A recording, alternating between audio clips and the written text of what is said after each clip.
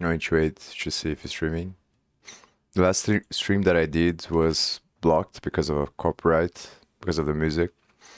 So this one, I'm gonna put the music on the background for myself only. And I'm gonna explain again what I did on the last one, but the reason why I decided to do the site, the script visualization site, instead of just studying for doing the thing to try to understand recursion to use on the poker visualization tool, is because I don't know how to say this, but I put the submission to be part of Nights and Weekends, Buildspace, not Nights and Weekends project. And because I didn't know if I was gonna be accepted or not, I decided to not talk about it until they revealed who was gonna be accepted or not. And then they revealed, I think, 2 days ago, and I was accepted. So this is what I'm gonna be doing for the next six weeks, which is to try to build this visualization site here. And I think it's gonna be like very good to grow, to be a part of this project, the Nights and Weekends, again. So because it forces yourself to push yourself, and it makes it more real, I think, to build stuff. But obviously, I don't expect to gain anything out of it. I don't think that's the point. Like, the point is more about process than results, I think, and about growth. So, but it is kind of it makes me like a little bit nervous to be a part of it, because I don't know how hard it's going to be to build this thing, and I already faced a bunch of challenges so far. Like yesterday I spent the whole day trying to figure out, and I still haven't figured out how to make this work with ngraph and Pixie, because of the way that the library is structured.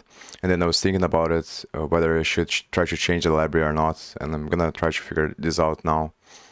But I think the first thing that I'm going to try is to use Pixie outside of the ngraph, just with the library that I was using before to actually create the graph, which is ngraph.graph, and then forget about these other libraries which integrate Pixie with ngraph. So I'm going to try to do just with Pixie, I think, today, from scratch, and read the documentation, and then maybe try to integrate some other parts of this later on.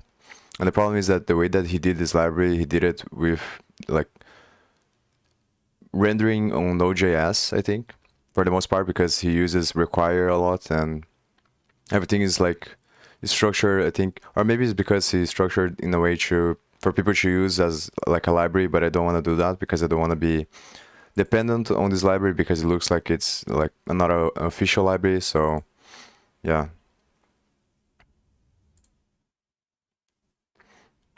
But I'm not gonna put like too much pressure on myself. I think I'm just gonna try to do the best that I can and then see what happens. So my idea is to build the visualization site so that, and I wasn't sure as well which one to choose, if I should continue to do the poker, because the poker tool is better in the short term, I think, because it's more aligned with, like, if I'm able to make that happen with the poker tool, it's gonna help me improve at poker as well. So it's like kill two birds with one stone. But I think that for Buildspace, the way that I felt like it was in the last time, is probably better to do something like this, because I'm not really sure if they're gonna require me to send links or something like that. And this is another problem that I think that even with this I'm gonna have, because I'm doing this with Flask, and like I need a server to do this, and I need to do it with Flask because the whole point is to visualize the scripts in Python.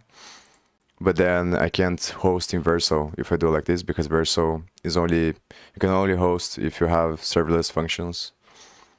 And then on the last time I did it with Heroku, when I was doing the chain data thing, but now Heroku is not possible anymore, so I'm probably gonna have to search this as well if I have to host it somewhere. But I think that initially my goal is just gonna be to, like, even if I don't deploy this to anywhere, it's just gonna be to create this so that I can use it and then make it better as fast as possible. And also, maybe I should talk about another guy that I saw videos about. I saw videos from him. I think I forgot his name. Maybe I have it on the other. Yeah, I'm very thankful that he's making the videos because he's expressing everything that I was thinking about. And it looks like there's a lot of people as well that are thinking about these things, about incorporating artificial intelligence with blockchain, which I think is the only way to go, to try to, as best as we can, to increase the probabilities that we'll reach goal alignment with AI and not kill ourselves. So I'm very happy that there are other people, like, looks like there are a lot of people out there that think the same way and they're working towards this. And also I've seen some stuff on Twitter of people already creating a bunch of code, which is should be expected, that uses the AI to close the feedback loop system and have the AI train itself. And I think that's what is gonna happen faster and faster. And it's very hard to know. I'm subscribed to him on the other, but I'm gonna subscribe here as well.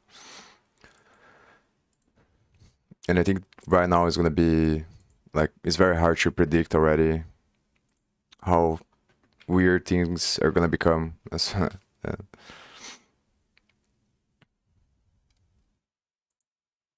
Yeah, but these are the videos, very good videos about AI, Nash Equilibrium.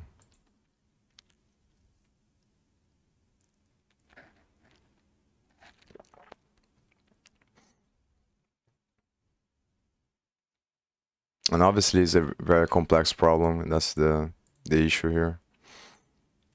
Like, the challenge is to figure out what is the best, because he talks about heuristics, I think, but it's really hard to think about blockchain consensus protocol, a network that is gonna allow for different AI agents to reach some sort of Nash equilibrium at large scale, taking in consideration the whole complexity of the system, like the differences in genetics and the environment and how that's gonna scale over time. And a lot of people, I think that's from the stuff that I was seeing on Twitter, like, they just don't understand that, like, by definition, the problem is kind of like unsolvable of the control of AI, because like you're playing chess against someone that is better than you. Like, if you were able to just say what the thing would do, then you would, by definition, you would beat them in chess. But them being better than you means that it doesn't matter how hard you try, you're never gonna know what they would do in certain situations, because they're seeing things you're not seeing.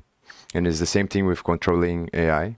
It's like, past a certain point, when it becomes more intelligent than you, it doesn't matter what hypothesis you create to say that, well, in this case, we would just shut it down this way or that way, because at the point that AI is more intelligent than you, then so you can create a strategy that you're not going to be able to understand, because by definition is smarter than you.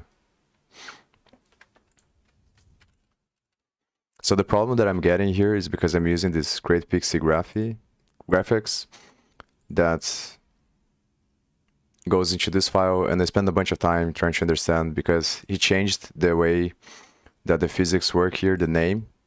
And then I was trying to console log, and the console log was weird because I was console logging here, and it was giving me some result that didn't make sense at all. But I think it's because of the feedback loop of the thing, that this function runs more than one time, but I'm not really sure. But then pretty much all these files was a bunch of different libraries, and then I passed everything, I download everything so I can use it locally. But then the problem is, I think in one of these libraries that he uses Pixie, and he was importing using require, and then he was using a module here somewhere that doesn't exist if I import from the top there, I think, because it gives me undefined. So, and it's to calculate the local position of the mouse, I think, using Pixie directly. And I don't understand really well how Pixie works, because I didn't look into the documentation. Spent all the time trying to fix this problem, but I couldn't figure it out. But my biggest concern with doing everything from scratch is because there's a lot of things here that he did. It's going to be very complicated. Like, to add all these event listeners and the physics simulation. But maybe there's a way that I can like merge the two, like do it by myself using Pixie until certain points, and then integrate some of these libraries, or even just get some of the functions and put it, change them in the way that it's gonna work for what I'm trying to do. I think it was on graph type or something like that. This event file is having problems as well because it was saying that the thing already has the methods, and it's probably because I had to change the random library as well that it uses here. It has a library that generates a deterministic random number. I don't understand really for what, but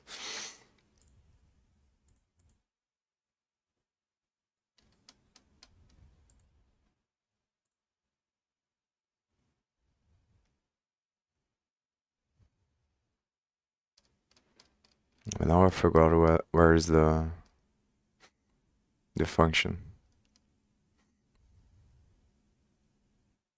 I think it's in graph input. Yeah, here. Yeah, so here is giving me undefined for this part here, because it looks like the library doesn't have this interaction, but he was using like this, and the only thing that I changed was the import here, and I think that might be the case, or the library changed, and this worked on an older version but doesn't work now. And I tried to use ChatGPT and it didn't work. It didn't give me anything good. So it looks like what this thing does is get the local position, but the problem is that I don't know if it's getting the local position from the context of Pixie, and there's the other stuff that is happening under the hood, because it's getting the context from the data, or from the context from the state of the Pixie, given the whole flow of information of the whole thing, or if it's just getting the position of the mouse, like directly from the. But I don't think that's the case, because then you would have the window object here, I think, somewhere.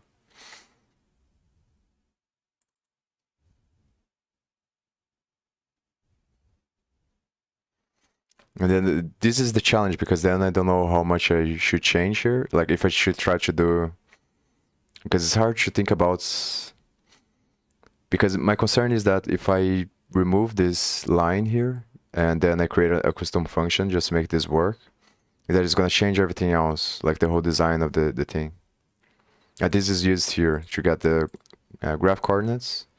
So you pass these positions here, which is 0, and I think that this is going to hold the context. The other thing that I don't understand here is that GC I think it stands for garbage collection, garbage collector or something like that, which is the thing that removes or cleans up unused variables. So he says that he's storing here to avoid GC pressure. And I don't understand really well what that means. I understand the sentence, but like you're trying to avoid to make the garbage collector work harder so it's like a caching thing, or but I don't understand really well. And then here he's returning a function, and then in the function he calls this thing here, which gets the local position, which is a function that when you call gets I think the coordinates of the local position of the context, which is this global context and the graphics. So maybe it's getting the relative coordinates based on the global coordinates of where the position of the mouse is. But then like how do I change this function? Because I don't know what it does exactly, and I don't know if it's using like something from the states from Pixie, because this comes from the other file here, which creates the graphics, the Pixie graphics based on the graph and the settings, the physics settings. Then these functions I had to change because there was a problem with the name of the variables there in the physics setting. That was really, and this is the reason why I had to download them locally, because I couldn't change directly on the node modules, because I think Svelte uses another node modules, And also because I thought that would be better to put locally.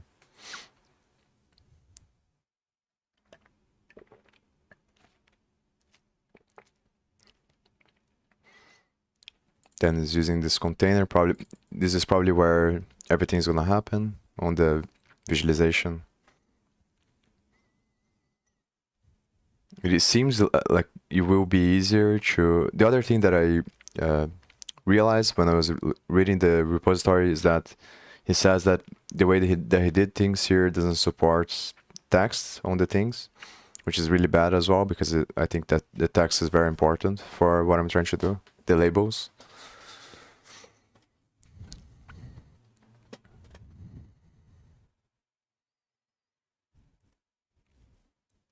I think I'm just gonna try to read the documentation and do from scratch.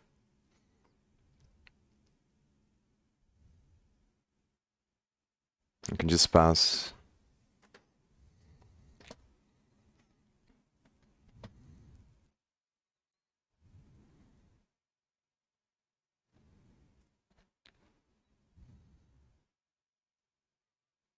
I think ideally I would be able to, because I think like if I do from scratch what I'm gonna be doing differently than he does here.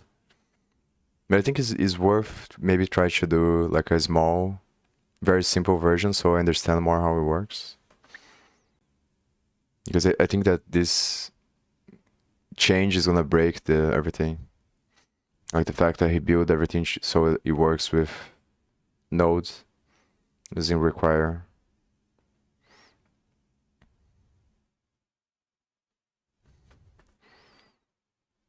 So I think what I should do is probably create another folder. Maybe the other thing that I have to do is start a Git repository for this. Because I could create different Git branches and then make changes.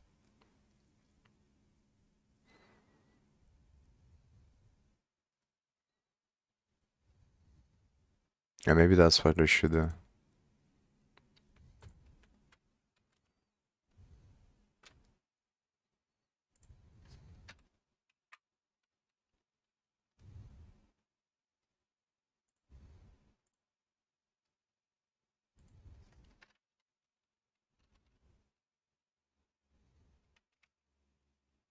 I put like this just in case.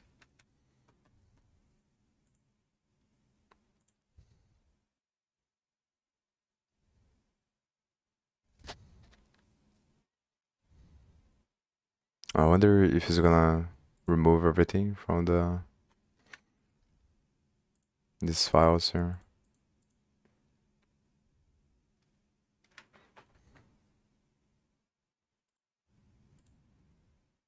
Problem with Git is so annoying to deal with it, but I think I might have to do it.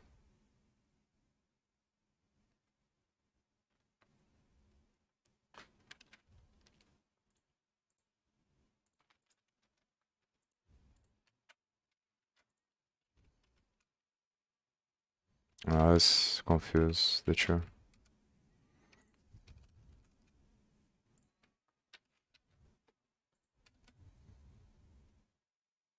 I think I'm gonna do the Git thing.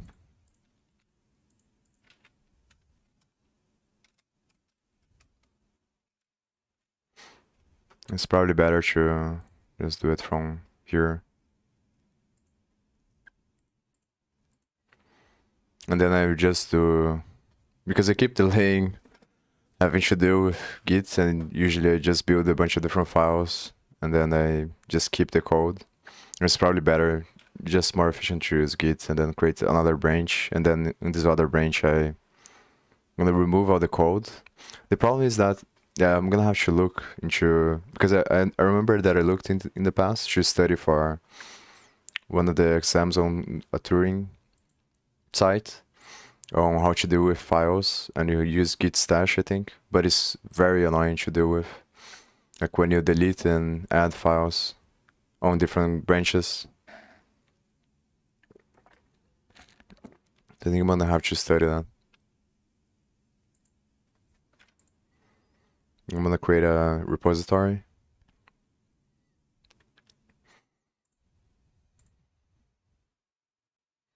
I think what I'm gonna try to go, the direction I'm gonna try to go with this website is to integrate eventually. The biggest problem that I have with GPT-4 is that I don't have the access, and I don't have the access to ChatGPT plugins. So there's not much I can do, I think, from with these things. And this is kind of the problem because, and it's understandable, obviously. It's just the way that the whole system is set up. But like, it's not, from my point of view, I can't have too much influence when it comes to that, I think, because I don't have access to the models. But I can use the free models and stuff like that. And I think, but the direction that I think I'm gonna try to go with is trying to incorporate blockchain, trying to merge blockchain with AI as much as I can, to try to increase the probabilities of the like positive, let's say, singularity or utopia, or increase the attractors for utopia.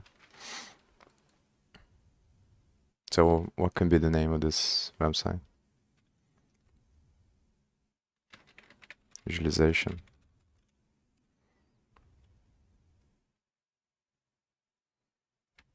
And I think I'm gonna make it public for now. Yeah, I'm just gonna make it public.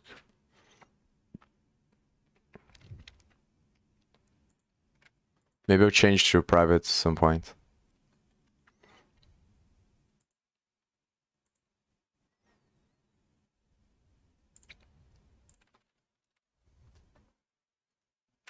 Yeah, but I might spend a bunch of time today just figuring out the Git parts, because I suspect that I'm gonna have a bunch of problems.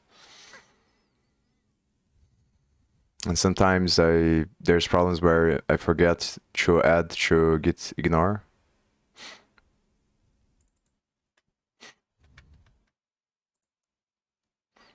The files, I should probably add one here as well.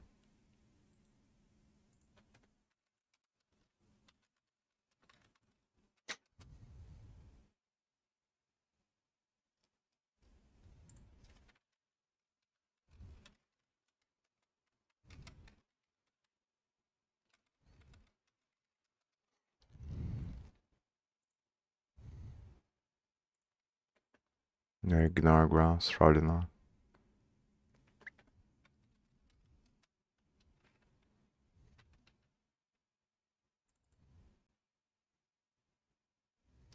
Oh, spy cache as well. I think I'm gonna search. Maybe just use ChatGPT to ask for.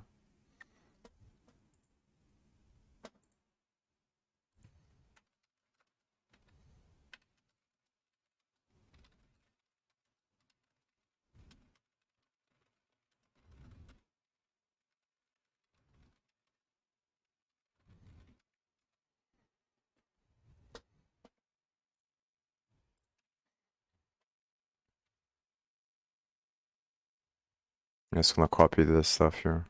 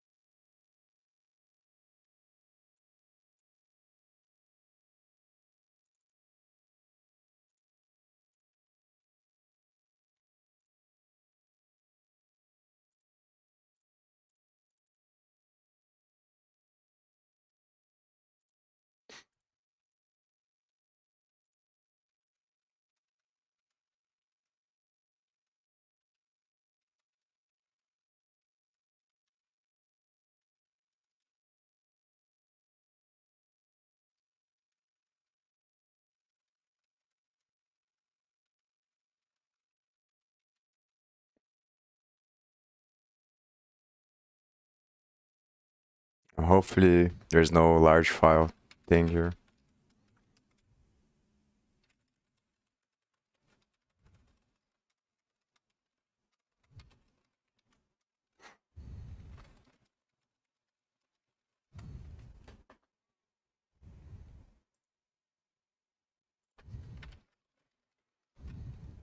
Yeah, so I'm gonna make another branch.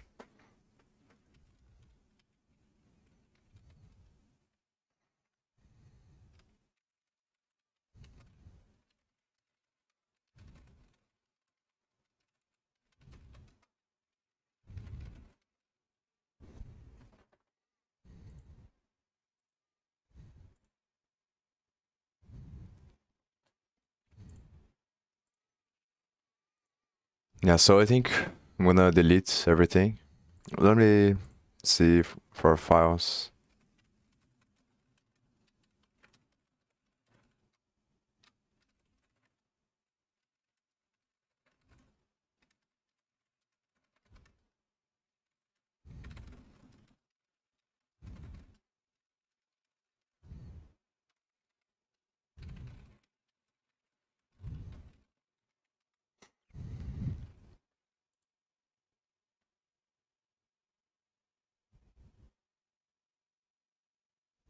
I think I'm gonna put the timer for 1 hour and a half and I'm gonna take a break after.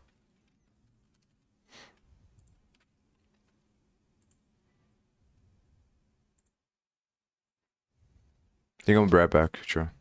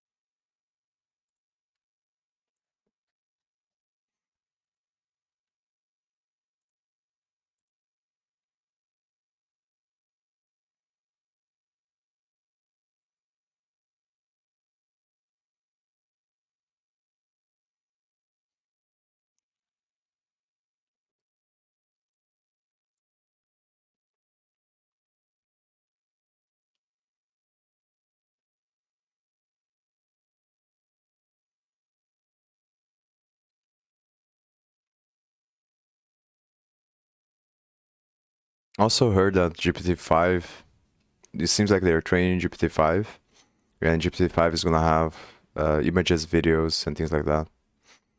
It should be interesting to just see what's gonna happen.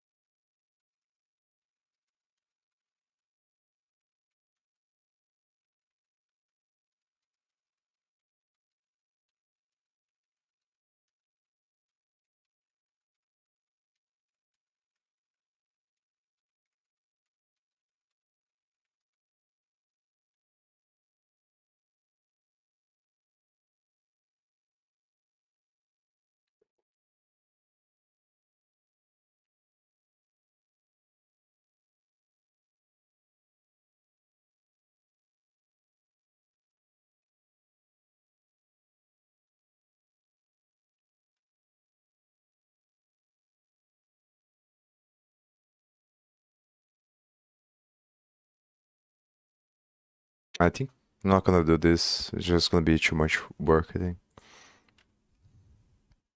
Also have to remember that every time I wanna commit, I probably have to go back to the other repository. But I think what I'm gonna do is just delete the codes and then keep the files and then just do something else with Pixie. And I'm probably gonna create another folder here.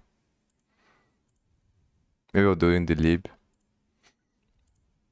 Put the stuff. Yeah, so I think what I'm gonna try to do is just do the imports. I do the simple code here, and then once it starts getting big, I put in another file, and I try to emulate what he did here with his library.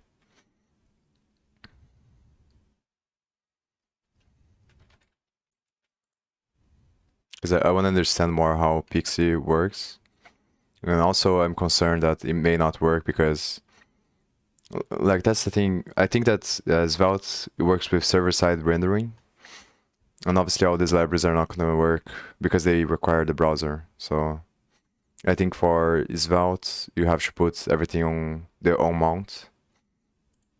Because the on mount is like use effect in Next.js or React. That works when the page loads. But I think it's supposed to work. So I think maybe first the first thing that I have to do is create a container. Or create an application and then a container.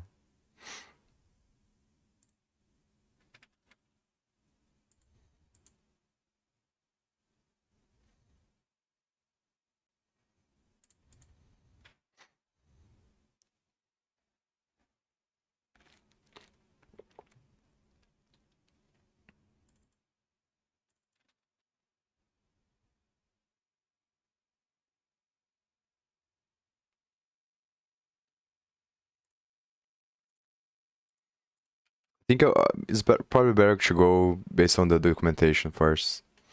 And then I try to create a basic example. Then after that,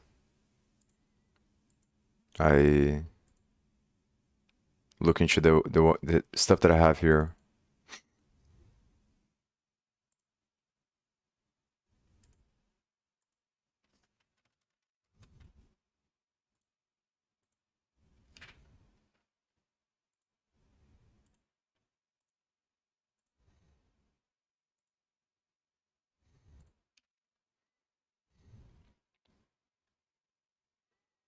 And maybe I'll go back to this again.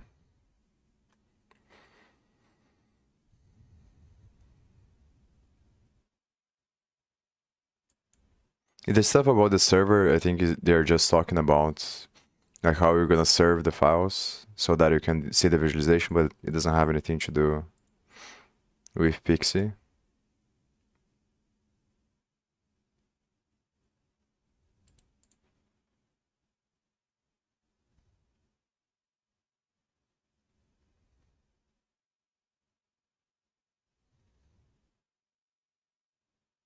The server.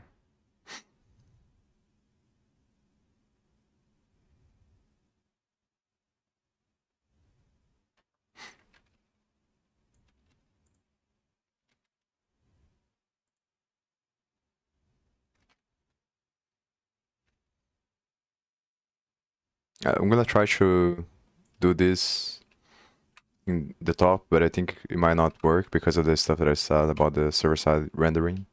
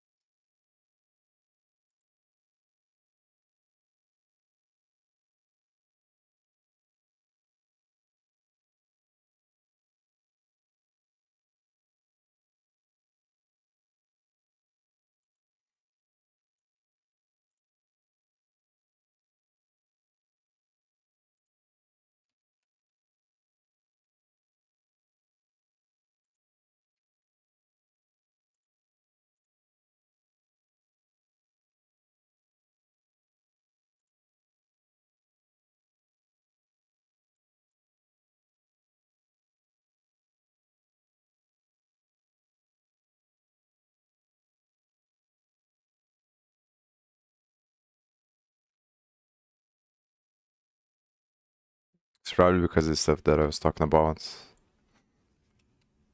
Let's see if it works on the mount.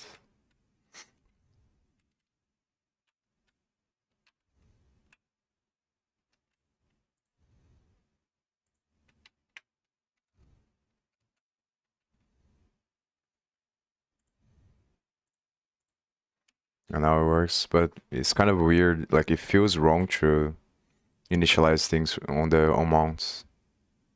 So that's one of my concerns.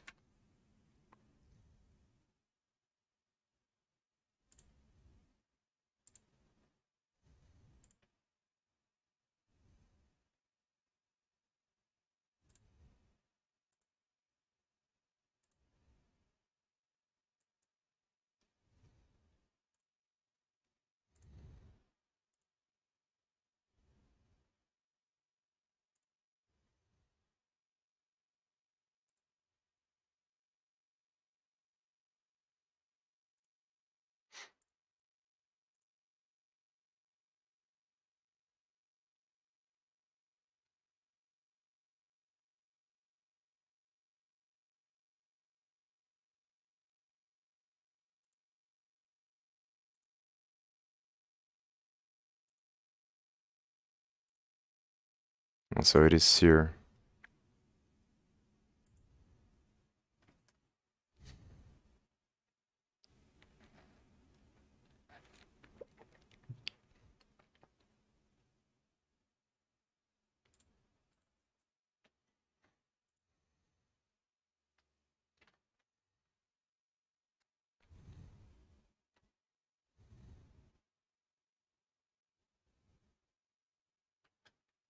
Display contents.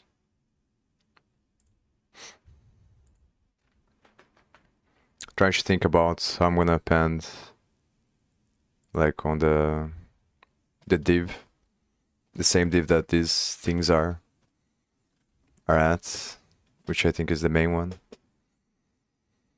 It's probably with the accessing here, but I forgot how to. I think I have to create the element first, or get the element. That's how you do it, and then I append there.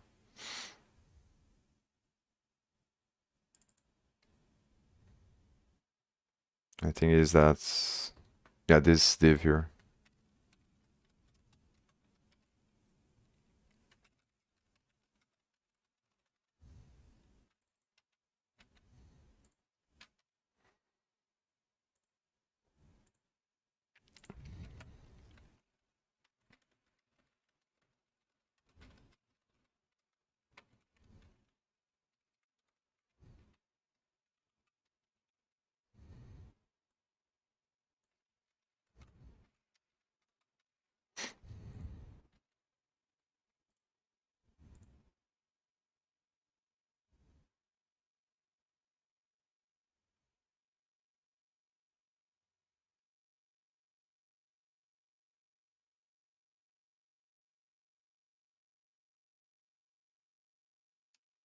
I think it didn't work. Oh no, it's here.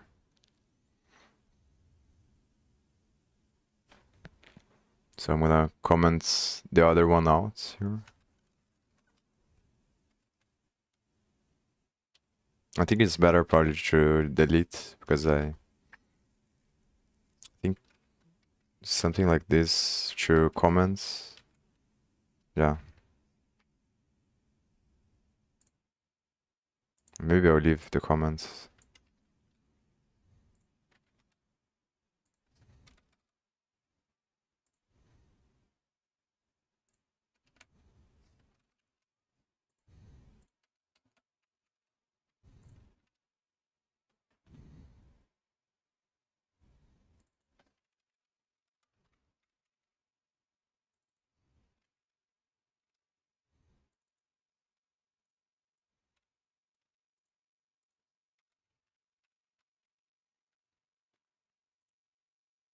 Yeah, there we go.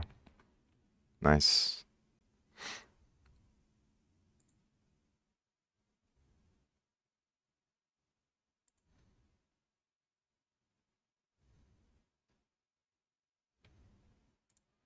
I wonder if we can put padding as well. Probably can.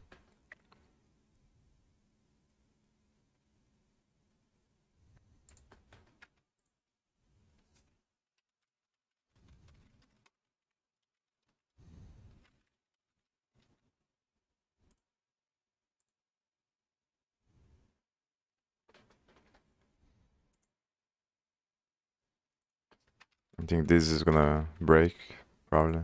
Yeah.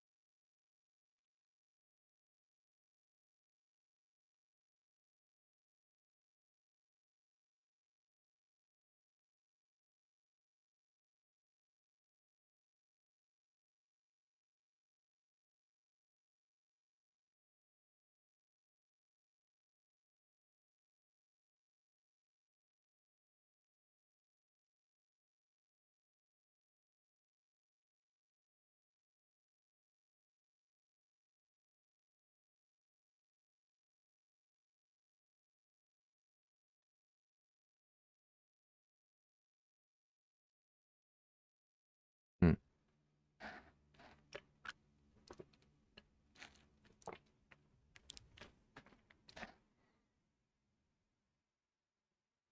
And so probably what I have to do is probably better to abstract this to a function already. So far as I understand right now is you create a bunch of sprites, which are objects, which are gonna be inside of the stage of this. And then you animate them or you update their state based on the loop, the animation loop that you can access with the ticker. I think I'm gonna create this stuff on this lib folder here.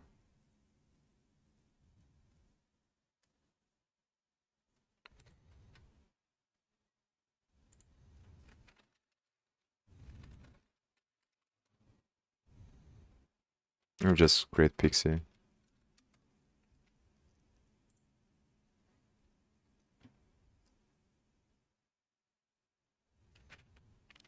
And the most challenging part is gonna be figuring out the physics and the screen and event listeners, I think. And this is where I'm not really sure. Like maybe I can do it like this and then I just integrate whatever I have from the end graph into my own stuff. Like but the problem is that it seems like everything is connected on the other ones. There's a bunch of different end graph repositories, but they all require each other. So it feels like it's very coupled, I think. That's why it's difficult to do it.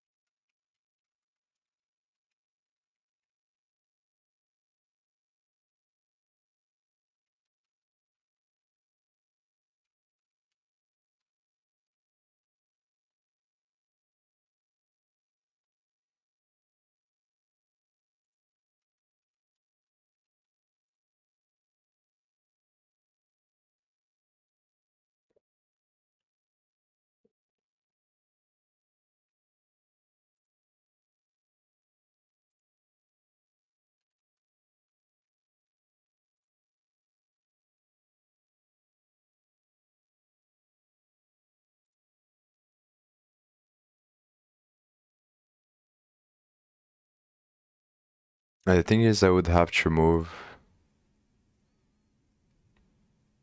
I have to think about what's the best way to do this. I think I will move this function to this file here as well.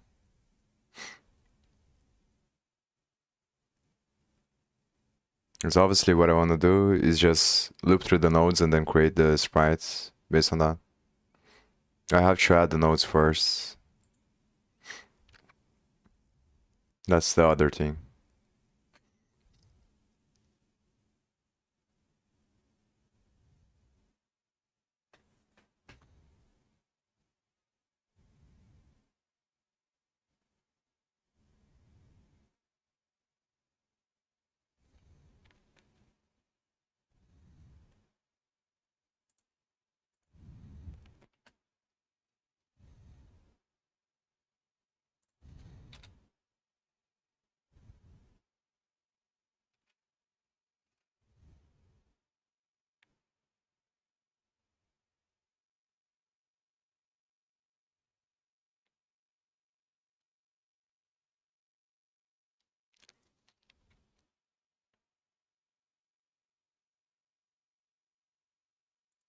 Trying to think if it's a good or a bad idea to couple them together. Like, what kind of thing should I do inside of this function here? If I should just... Because the problem is if I need to have the nodes on the graph so I can create the scene based on the nodes that I have. So maybe I should like add the nodes first in a function here, and then with the graph, then I call the function. So before I call this function, I call the other one, add the nodes to the graph, and then I pass here, and then I create the scene based on the graph that already has the nodes. I think probably that's better, because then I can separate the way that I'm going to create the graph with the visualization. I think that's how I'm going to do it. So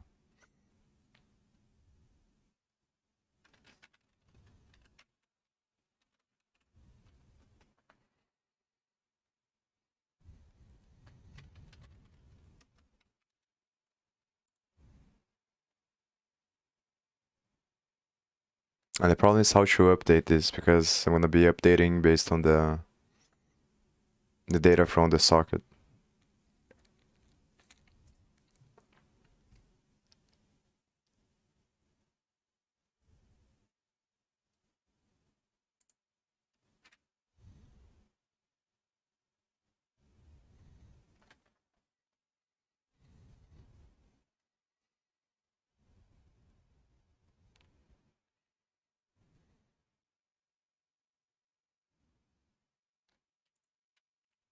It's hard to figure out because there's multiple different things that I can do, I think. Multiple different ways of connecting. I can pass a callback function inside of the other function to update.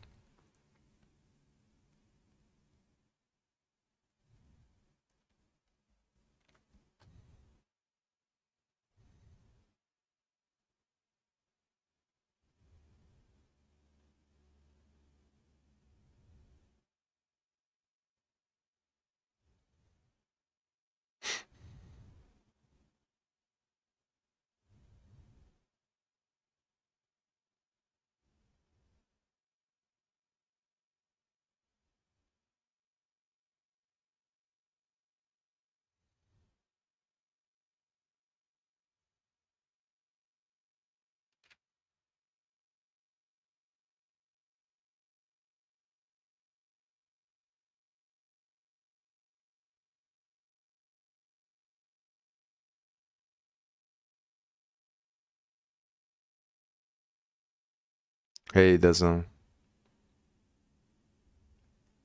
I'm trying to build something that allows you to visualize the execution of scripts and maybe software design in the future in Python.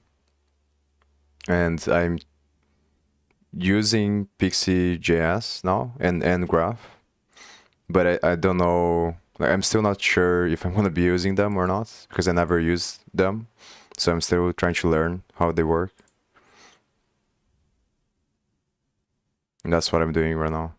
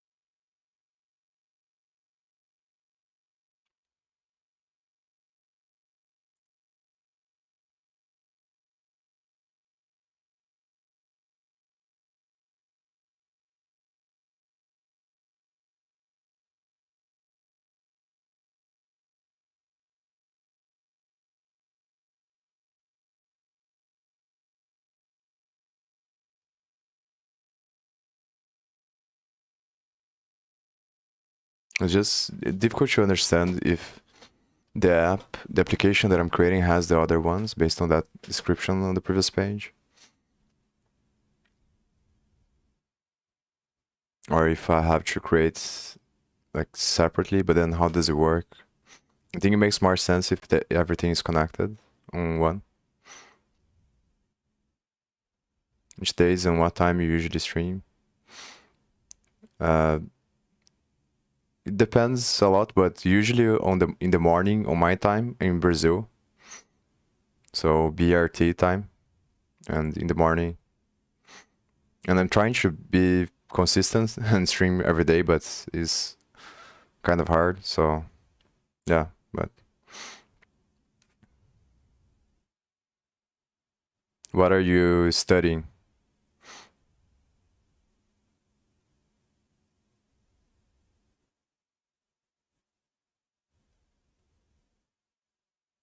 Thank you.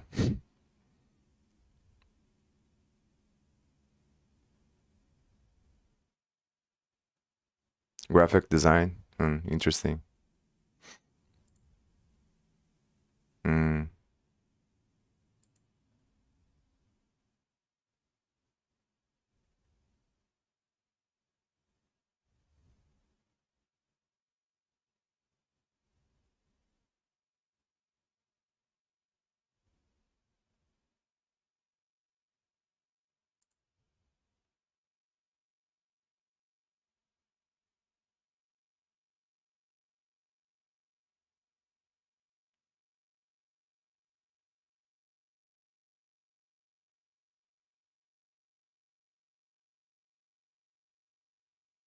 No, I think I understand how it works. So we can create multiple different containers. And then each container is like a block inside of the main application, which is the stage. So first you add the stage to the body or the document, the place that you're gonna put the visualization, then you create container. And then inside of the container, you put whatever you want. So it's kind of like blocks of stuff that you can do. And then the pixie, the texture, yeah, texture is for images, and there probably have, or sprite is for images. So first you create the texture with the image, then you create the sprite.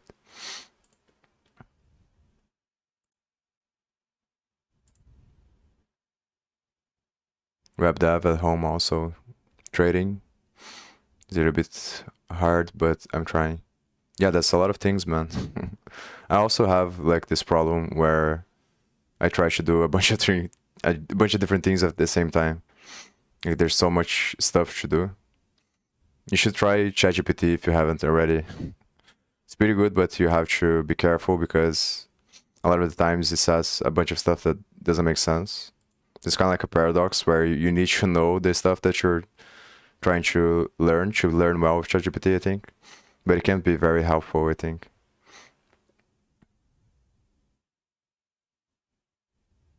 And trading, I wouldn't do that, man.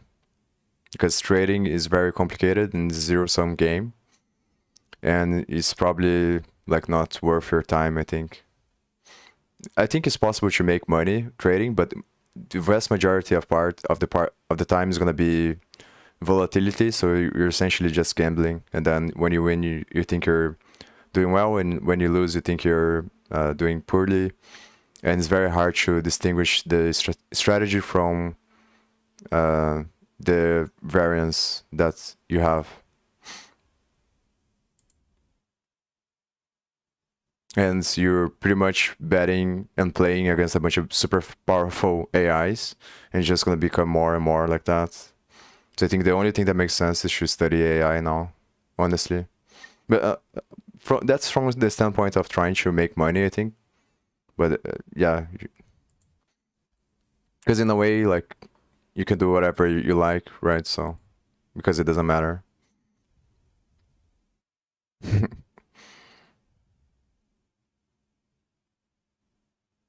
Oh, nice, man.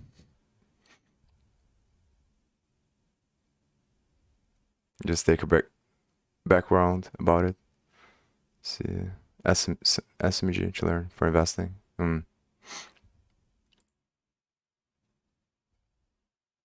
worries, man. No worries. Just my perspective, obviously.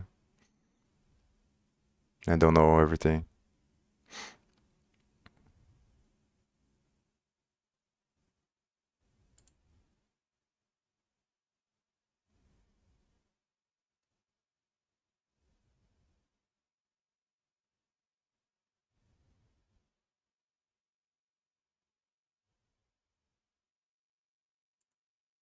Oh, yeah, I figured.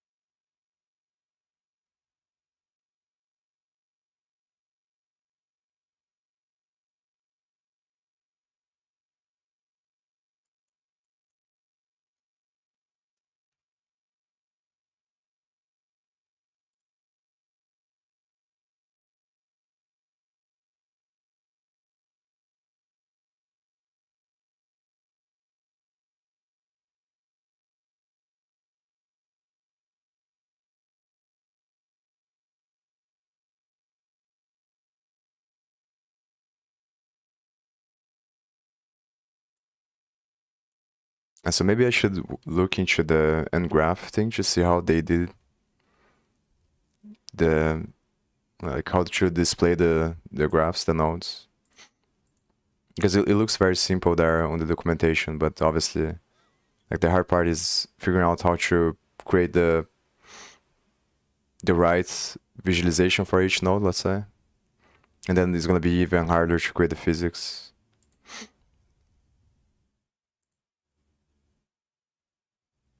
But I couldn't find anything here, I think, that is directly related to Pixie, except the methods there,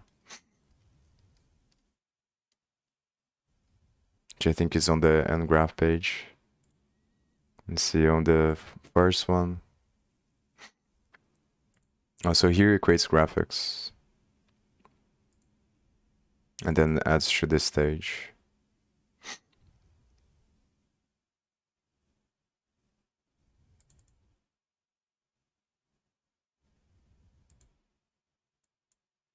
I don't understand why it takes half of the window, the width, and half the height as well. Container client height. It's just getting the document body. Half of the document body and half of the...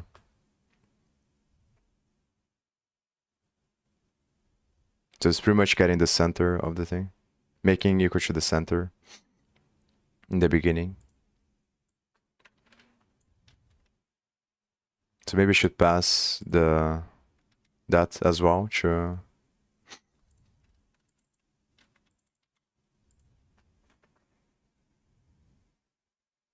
And that's another thing that I don't understand really well, is if I should create a new one for each thing. I think that's how it works, is like everything is separate. So it shouldn't pass the pixie there, because it's like you're creating blocks and then you're appending these blocks together. So the app is only like it's a separate thing, and then you create the graphics, and then container as separate objects as well, and then you put all these objects together by appending them on the app stage. So actually I should pass, but then I should just create here, just pass as app, and then I create a bunch of things here, and then I'm gonna have to import this on here, and hopefully it works as well. It doesn't give me the same problem that I was having with the other one.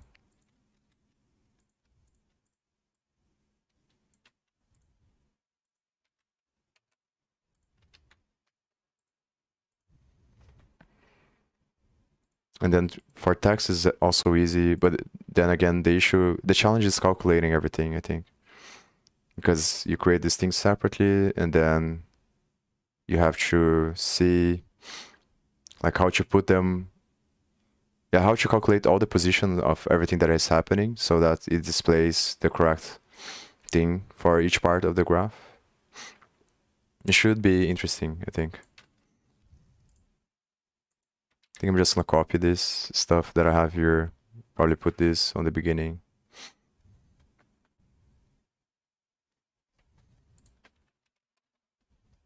And then I use the same graphics here. Instead of using this one, I use the... Yeah, but that's the other thing. Should I create a separate one for each one? I learned by myself. I started around 2 years ago, and I have this other channel here where I posted a bunch of stuff, like teaching people what I've learned. Like if you're learning now, I think that like this is the best to understand, because I try to teach things in a way that I felt that was missing when I was learning everything by myself.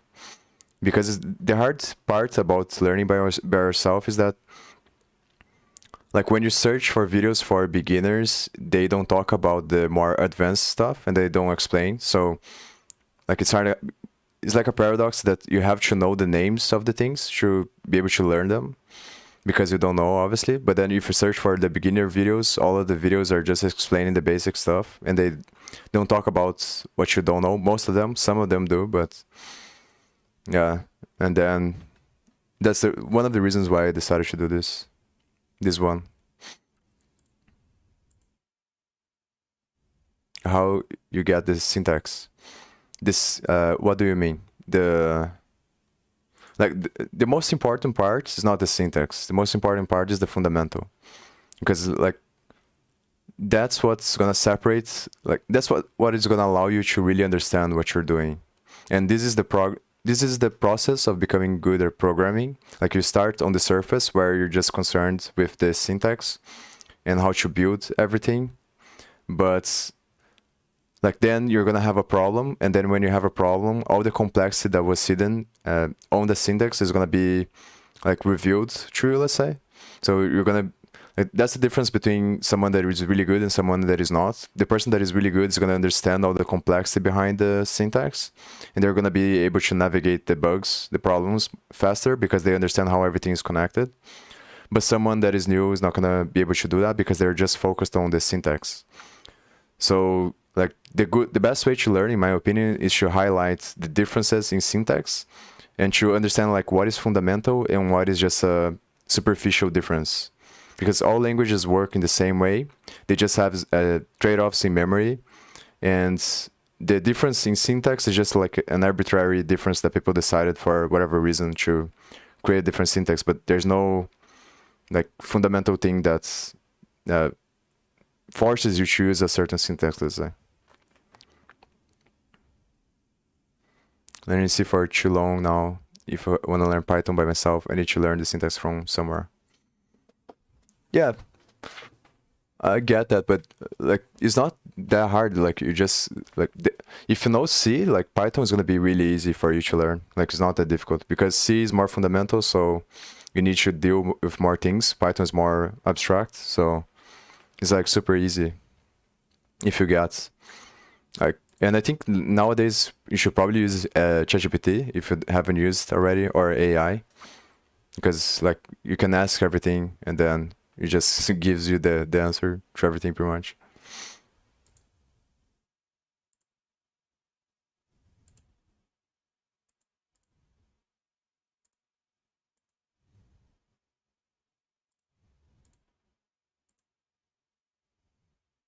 But it just comes with time as well to remember the syntax of everything. I don't know the syntax of everything. I think nobody knows. And then the more you build, the more like it becomes intuitive to you because you start remembering like all the methods and stuff like that. But to me, the hardest part and the most challenging part is always like not how to write something, but what is the best way to write something. Because what you're doing is you're trying to create an informational field that solves a problem, because that's what computation is. You're arranging the geometry. You're creating a geometrical structure that is going to create the variance of an electromagnetic field that is going to create information. And then based on that information, you solve problems. You create like an informational field that changes the environment to be what you want the environment to be. And like you should watch these videos as well. Like these videos are extremely good. Like it's really mind-blowing when they explain like with these animations here, like how everything works. Like it's really amazing to think about, like how were people able to build all of these kinds of things. Makes you really grateful for. And we take it for granted because it's just the normal day that we live life now. But like if you think about like how complex everything is in the hardware level and how everything is interconnected in the world with cables, it's pretty insane that you're able to use this stuff.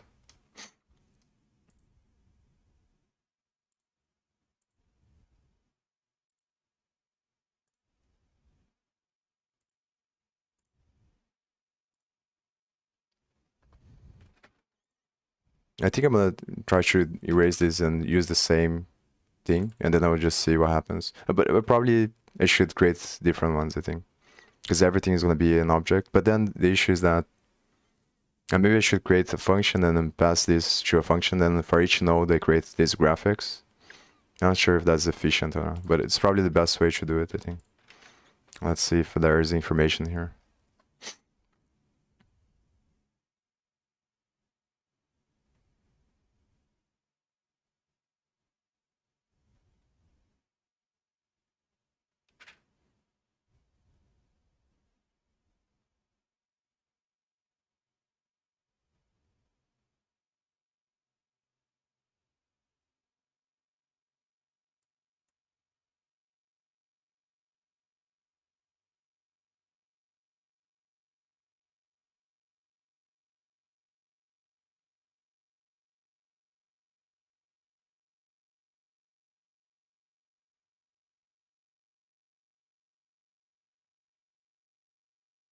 Hmm.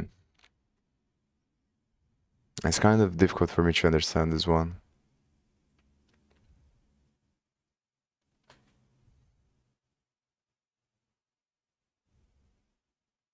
Yeah, but I think I should create a new object for each one. Probably sprites, and then with that I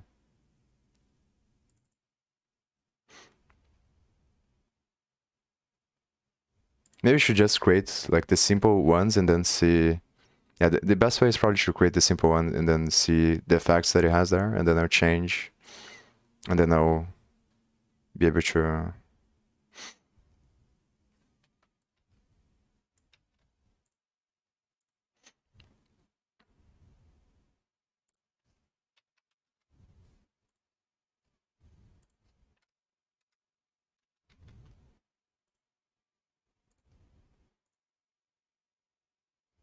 Oh, nice.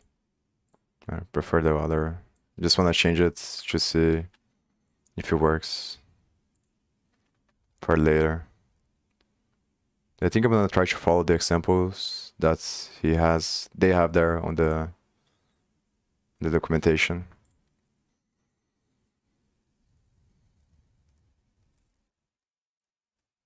Oh, thank you, man. Thank you.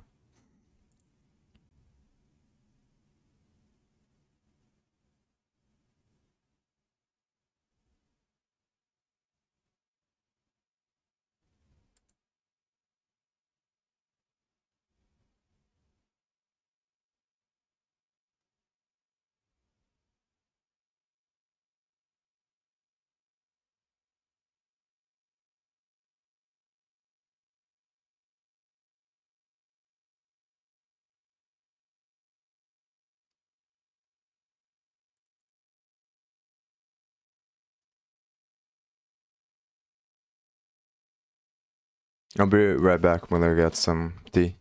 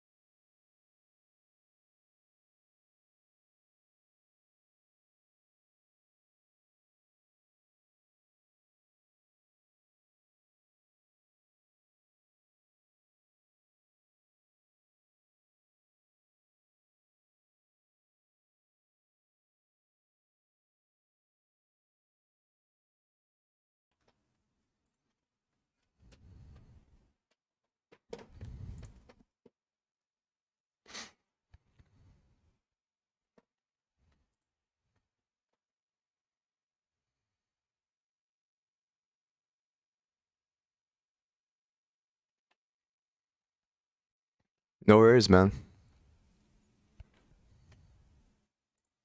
Thank you. Thanks for the compliments.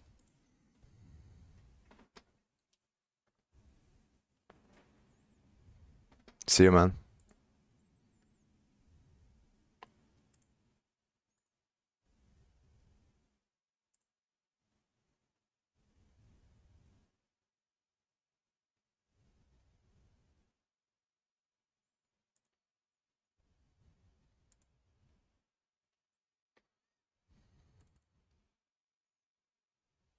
Mm.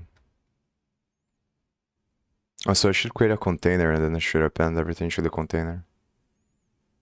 All the graphics. And then I append the container in the end with the graphics to the app. And that's why there's nothing showing there, I think. Because I didn't append to the app, but when I append, it's gonna show everything. So probably what I'm gonna do is separate this to a function, and then for each node, I'm gonna add the style based on the graph. Like I loop through the nodes, and then I get, like, maybe I can separate it in two different functions. Yeah, I definitely will. You too. If you need help with anything, and I can help, obviously, I try my best.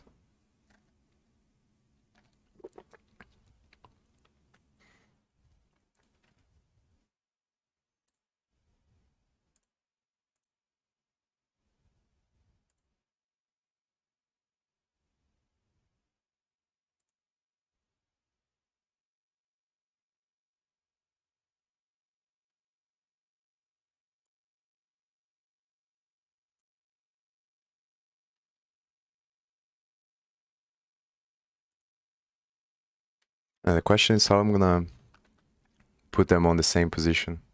I guess I can just create. Yeah, but because even if I create it on the same function, it's not gonna be. Like I need to understand how to get the positions in the containers and in the app and the overall, like the global position of the mouse and the position that each thing is on the this stage. So hopefully they talk about this here.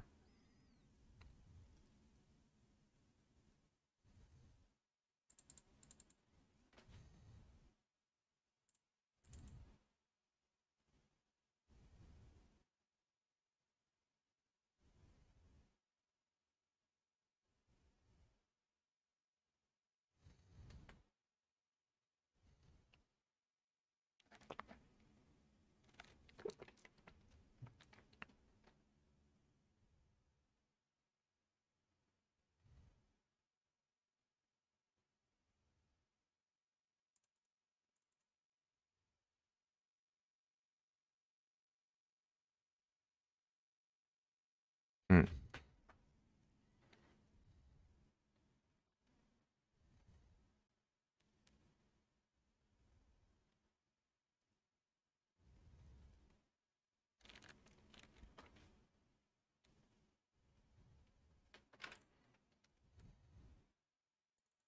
Oh, it's already adding here. But I guess I didn't add this container to the other. It's not gonna show up there.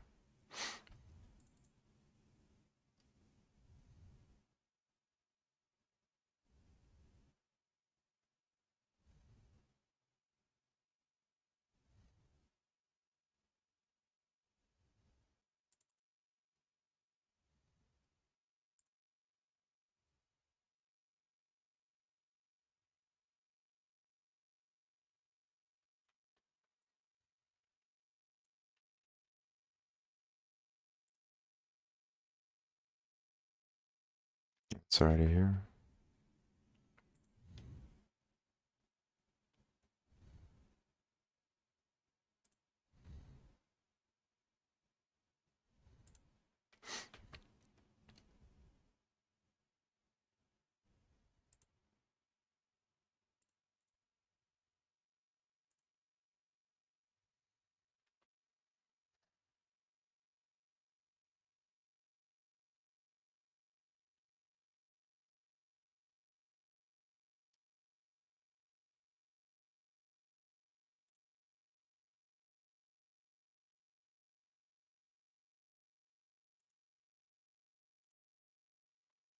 I wanna see how they use this here.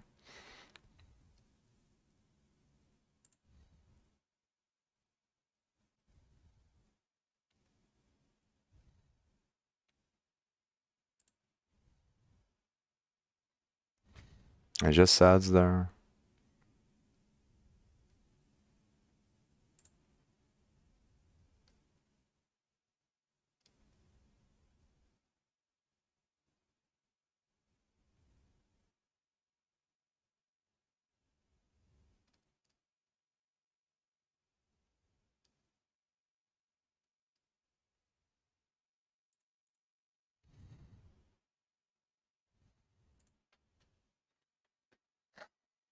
Hmm.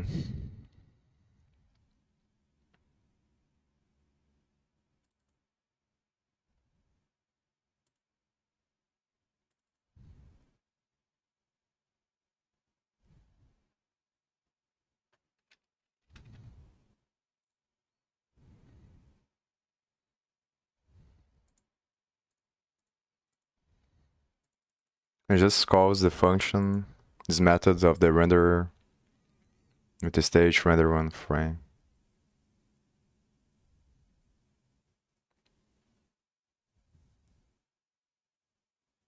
And then he puts everything separate functions.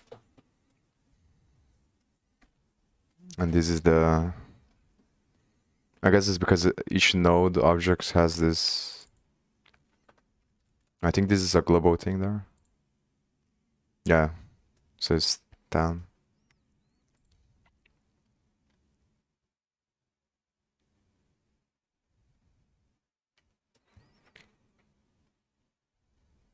Hmm.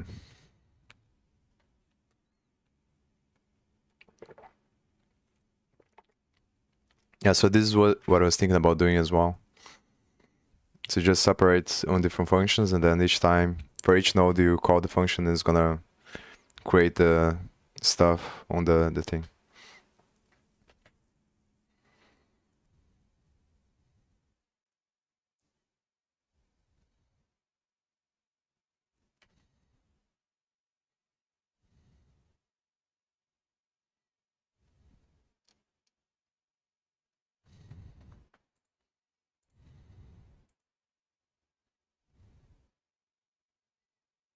And I think it should be showing something, I think. Because I appended the stuff to the app stage, this frame here. This frame has these things.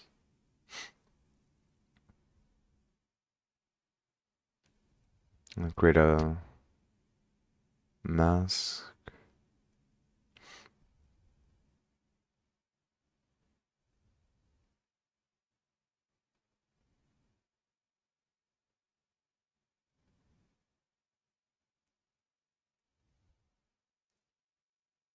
I think I don't need this one if I'm passing the app here.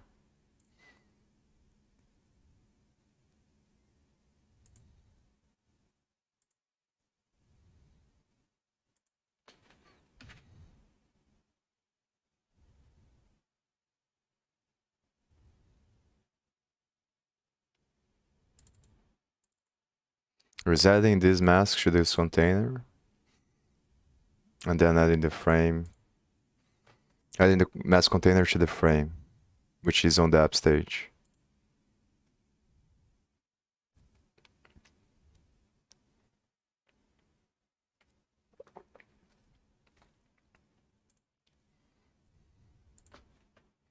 This should be showing something, I think.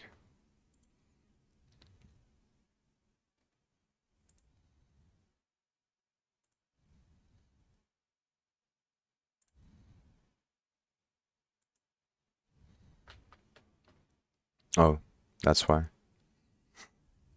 Because I forgot this about this. I'm just gonna comment everything out here.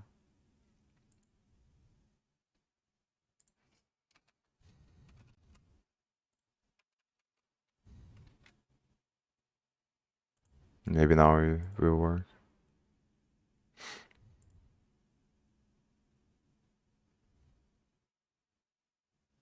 And the ends. Oh, I forgot to delete.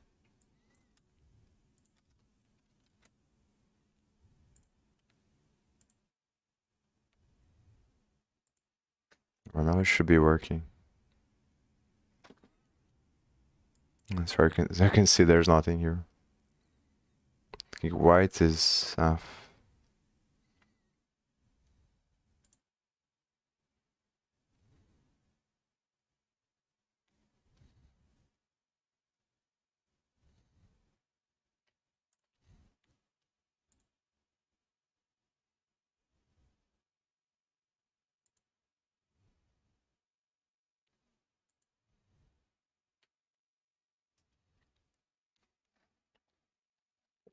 No, it is Speechify. Some container.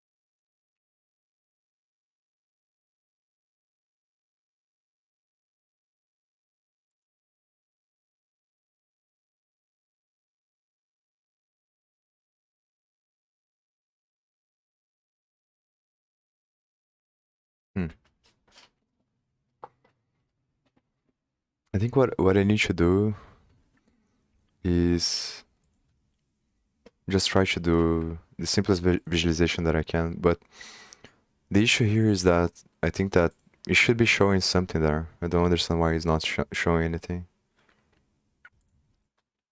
I'm gonna erase all of this stuff from the documentation.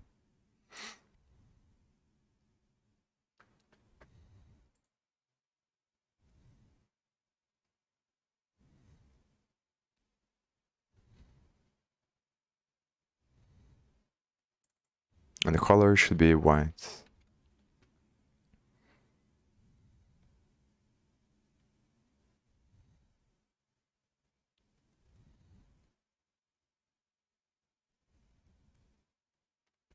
Hmm.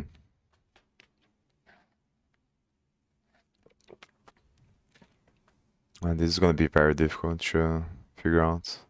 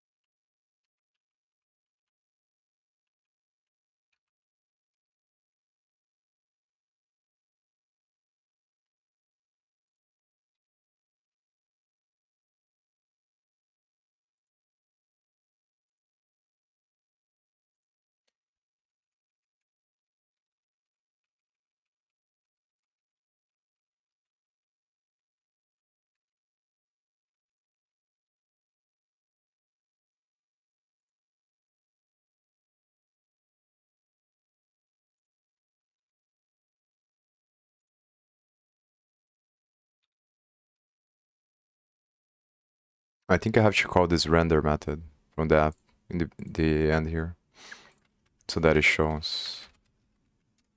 Let me see the methods that it has first.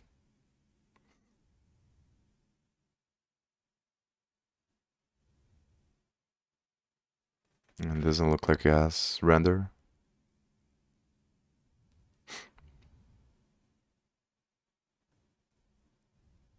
Maybe it's because I'm on the other file though. Because it should have render, I think, based on this stuff here as the render the current stage, and based on the other function as well from this file.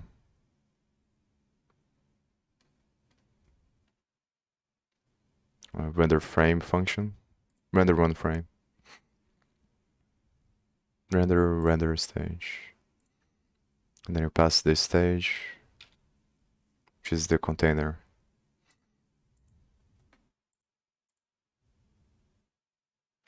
And there's no container here. App.stage maybe.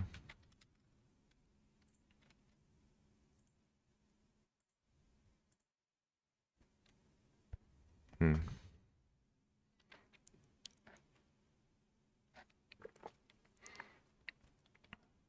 So maybe if I try to create a container and then append to the container.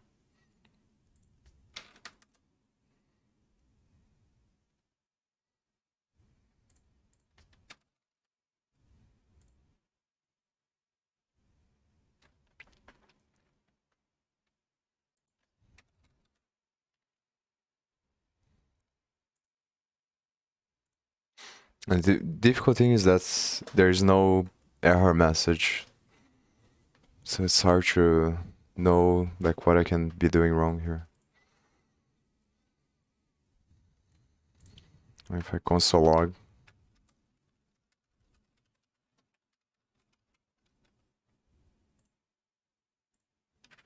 So I have the container.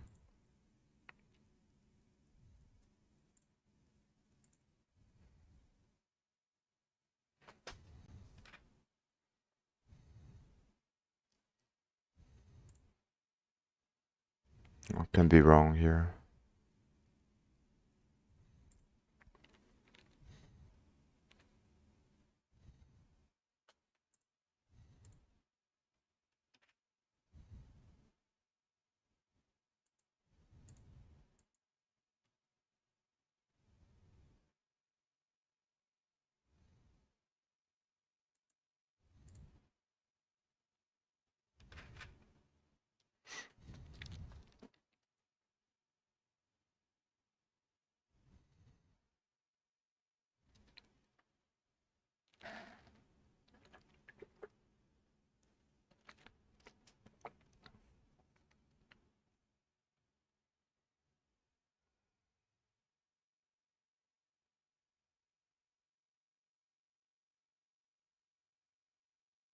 Did I?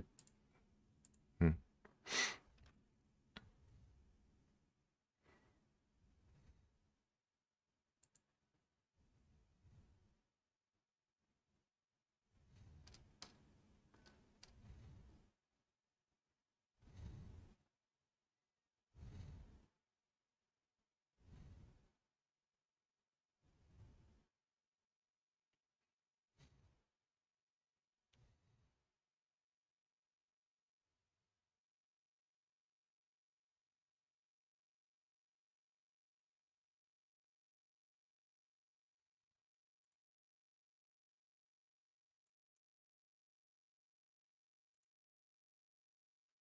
Hmm.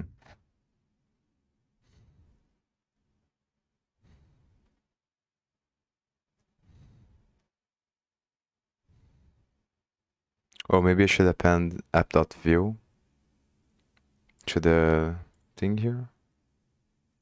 That's why. But I am appending app.view.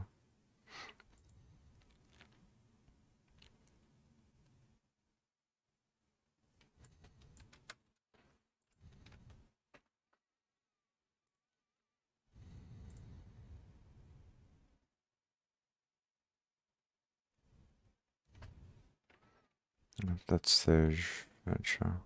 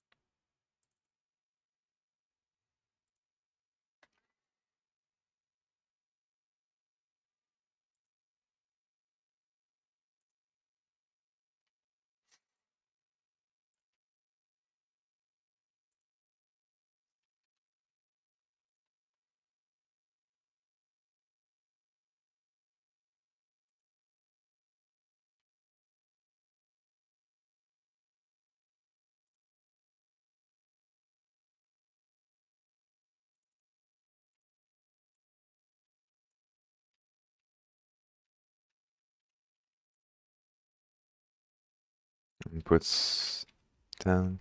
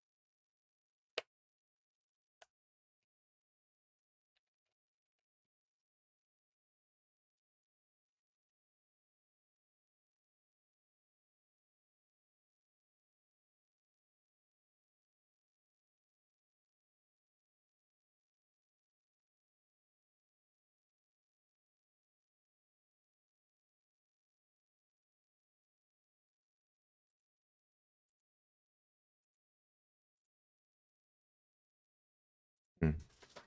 What can be wrong here?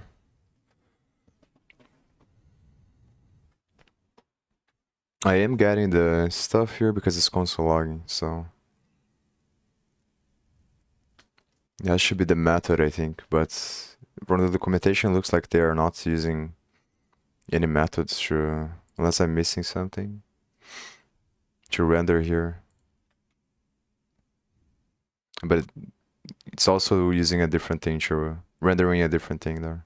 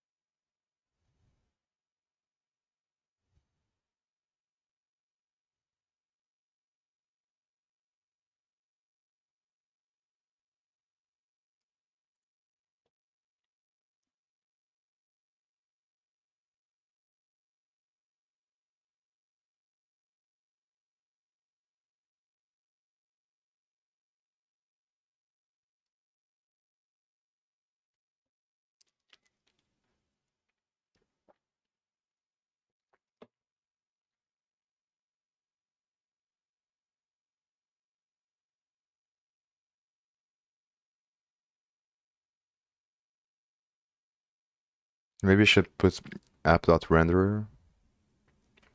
Let's see.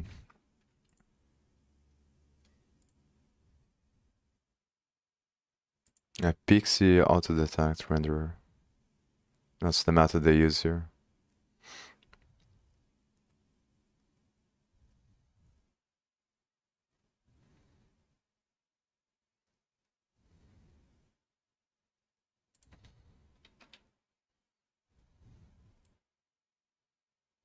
But the application should have the renderer.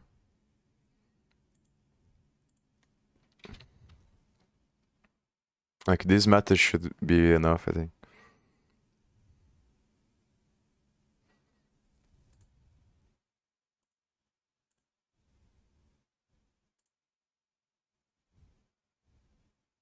It doesn't accept anything though. But I don't think that's gonna be. It's probably not the issue here. I think it should be drawing a white circle, I think, in the middle of the thing.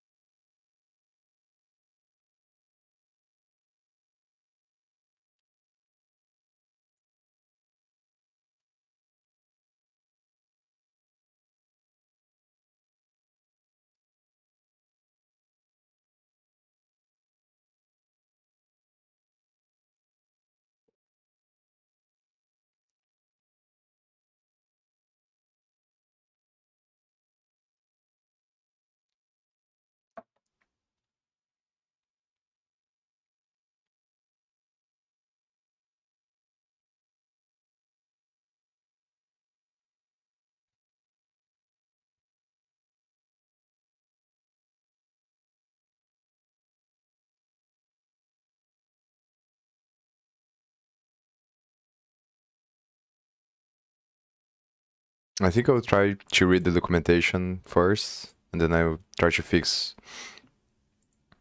because I need to understand better how it works.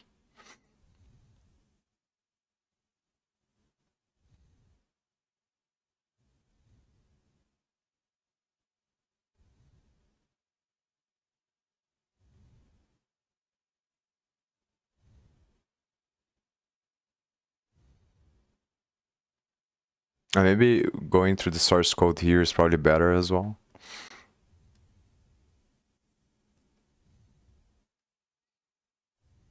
To understand after I go through the documentation.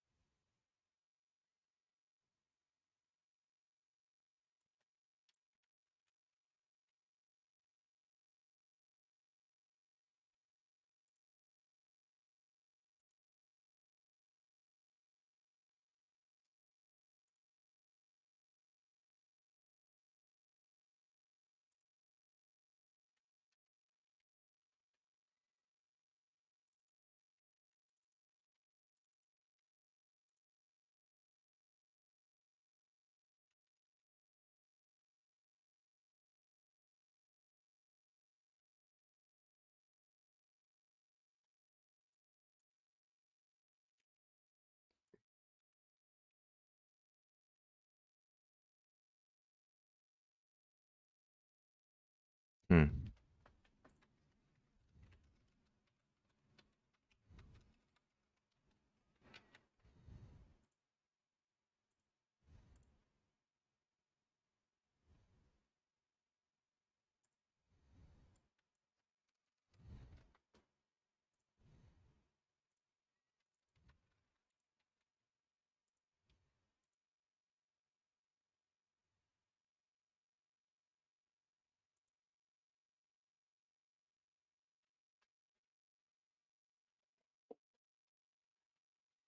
So now I think, so maybe I was rendering the wrong thing, but the thing is that when it renders the app, it should render the container as well, the stage, because I'm appending, or maybe it's app.stage.render.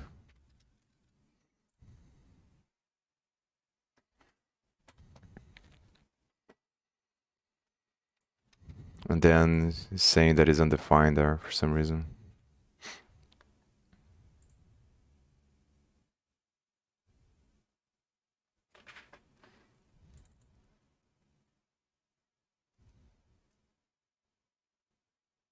So I need to pass the renderer.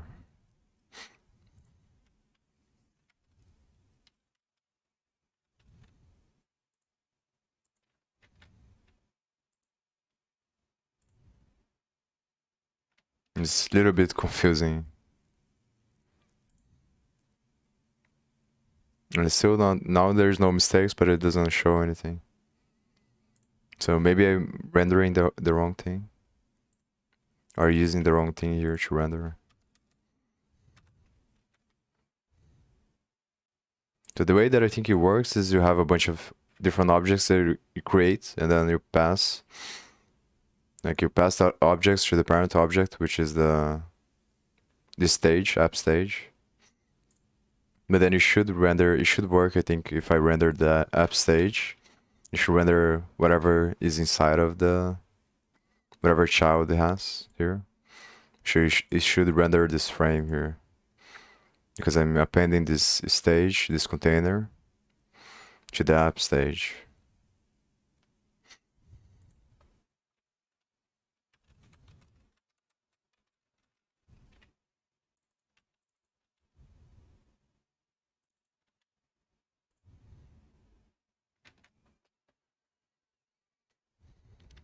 I think I'm gonna delete this as well. Just try to do the simplest thing first.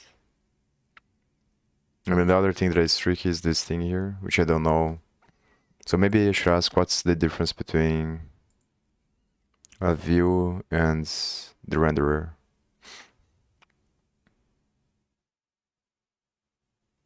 It's difficult to look at the source code because I think, like, I'm not really sure where each thing is, because I remember looking at the file and then the main file imports a bunch of other files. So I'm not really sure where the thing is.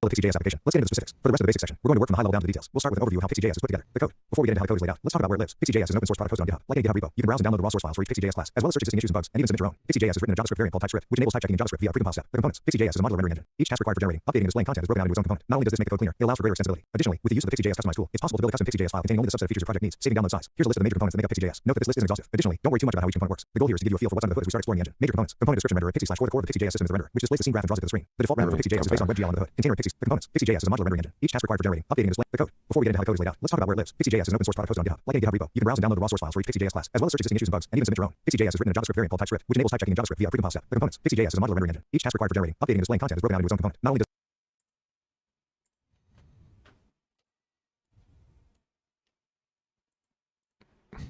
does this make the code cleaner. The components. Pixie.js is a modular rendering engine. Each task required for generating, updating, and displaying content is broken out into its own component. Not only does this make the code cleaner, it allows for greater extensibility. Additionally, with the use of the Pixie.js customize tool, it's possible to build a custom Pixie.js file containing only the subset of features your project needs, saving download size. Here's a list of the major components that make up Pixie.js. Note that this list isn't exhaustive. Additionally, don't worry too much about how each component works. The goal here is to give you a feel for what's under the hood as we start exploring the engine. Major components. Component description renderer at Pixie/core. The core of the Pixie.js system is the renderer, which displays the scene graph and draws it to the screen. The default renderer for Pixie.js is based on WebGL under the hood. Container at Pixie/display main display object, which creates a scene graph. The tree of renderable objects to be displayed, such as sprites, graphics, and text. See scene graph for more detail. Maybe what I need to do here first is create a new Pixie renderer first. But the thing that's weird is why wouldn't they do that on the documentation on the first one? I don't understand really well what I'm doing wrong here.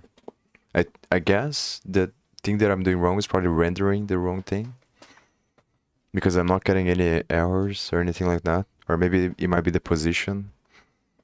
But here it should be white, the color, I think. Because FFF is white. But maybe I should double check that, but I'm pretty sure that this color is gonna be white. Yeah. So it should be drawing a circle in the middle of the screen, I think. A white circle in the middle of the screen.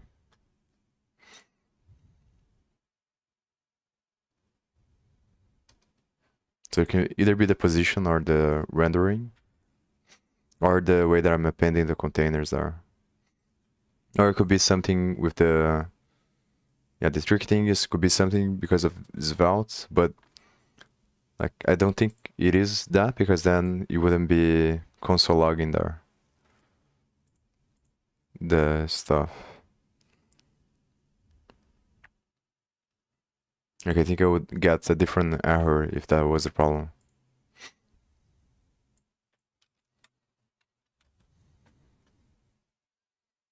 So it's going through all of this stuff. And then it's calling the function here and passing the graph and the app, which is this thing here. So here it should be... The difficult thing is that this is just maybe I should go manually here. So no modules at Pixie app leave application.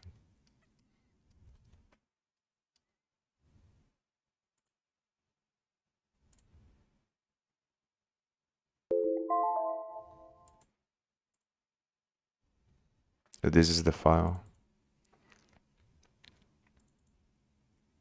And that's why it's confusing, is because I was looking into the wrong thing, because this is the actual file where the application is.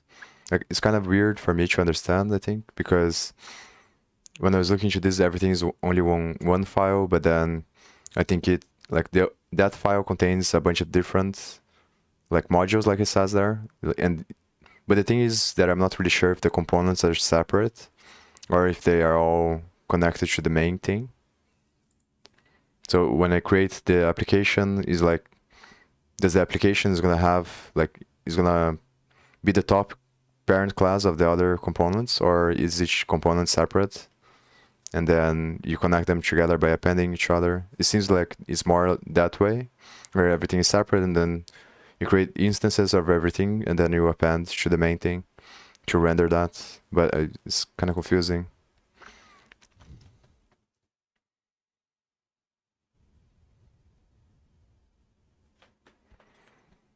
So it creates this display when it's initializing with the options.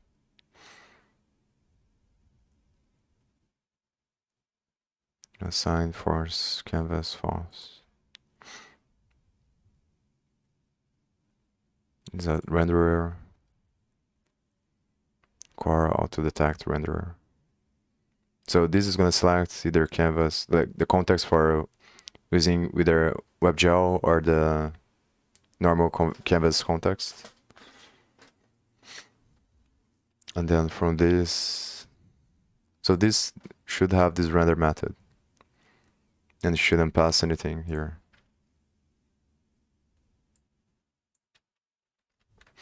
But then, yeah, it should be on the thing here as well. But I think I tried this and it doesn't work.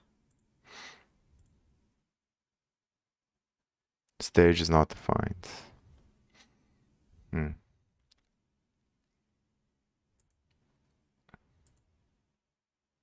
Oh, it's because I changed the name.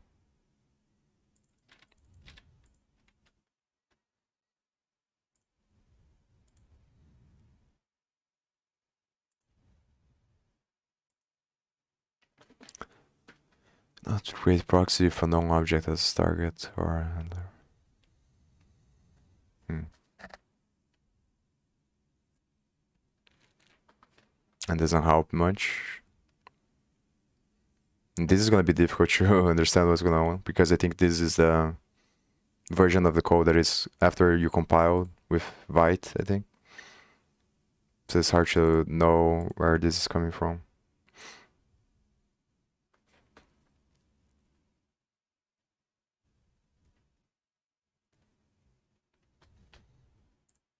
I think I could put the debug there on the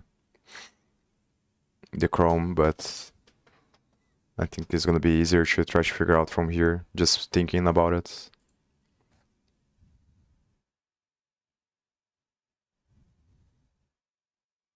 So maybe looking at the source code first and trying to understand.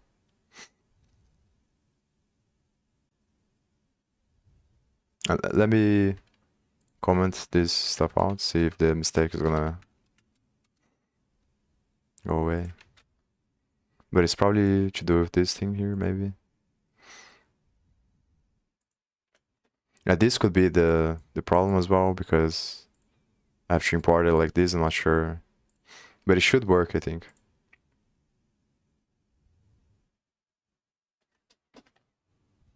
Yeah.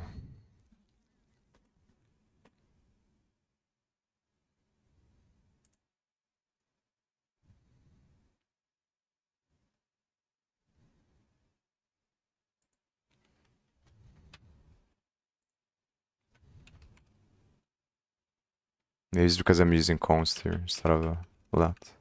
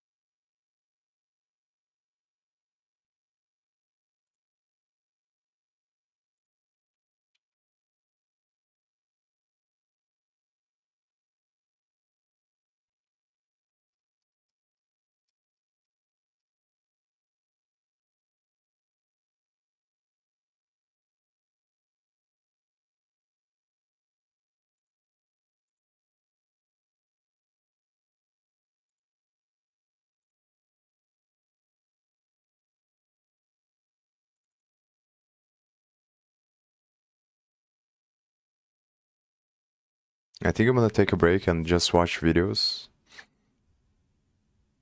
And then I'll continue to try to solve this.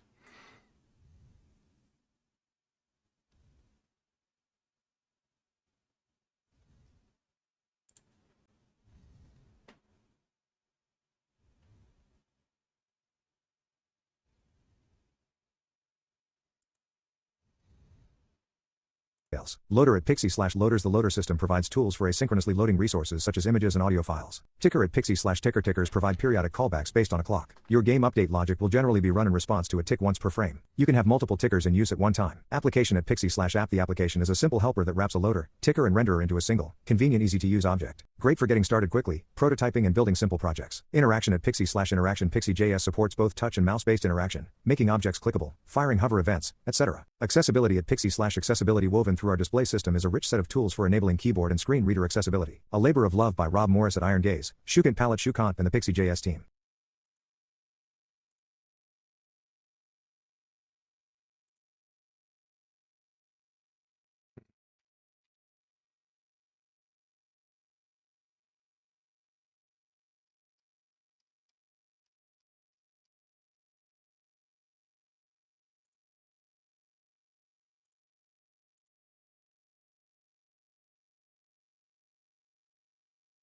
I'm probably gonna spend a lot of time looking at the source code here to try to understand how everything is connected.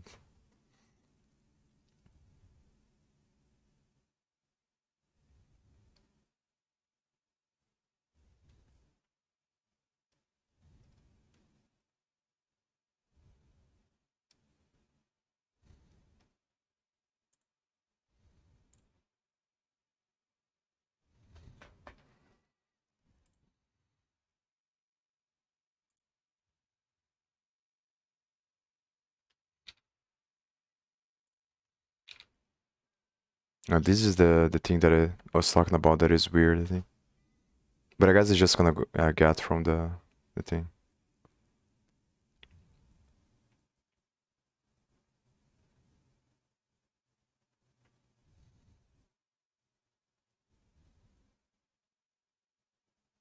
Like, how do I know which one of these the container is coming from?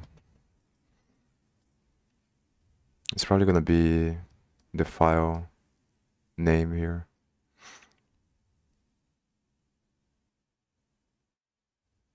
Oh, it doesn't have core constants display.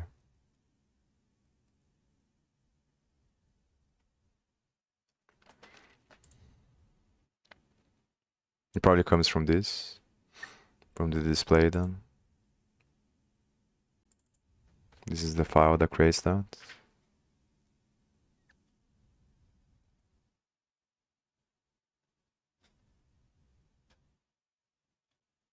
Yeah, I think that's the file that is this one.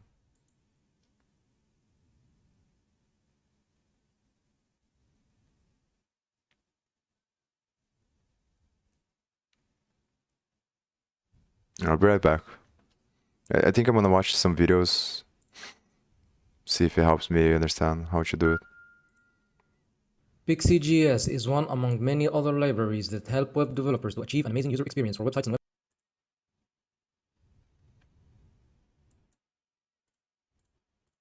Then after I watch these videos, I'm gonna probably study the source code and... Oh, and welcome back.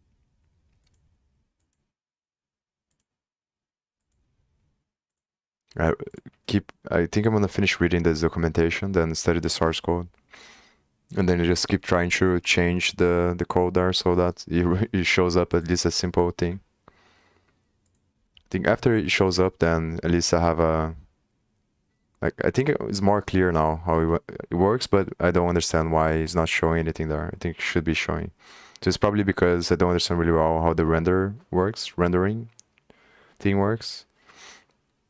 But I think once I figure that out, then the challenge is gonna be the position of the things, like I said before. So I'm probably gonna have to build eventually a bunch of functions that keep track of the position of everything, and that it renders everything, and then the other challenge is putting the event listeners on each thing. But it looks like this should have the built-in functions, should add event listeners to the graphs. And it also has this stacks thing here. And then the most challenging part is figuring out how to update this stuff and also to keep track of the cycle of animations.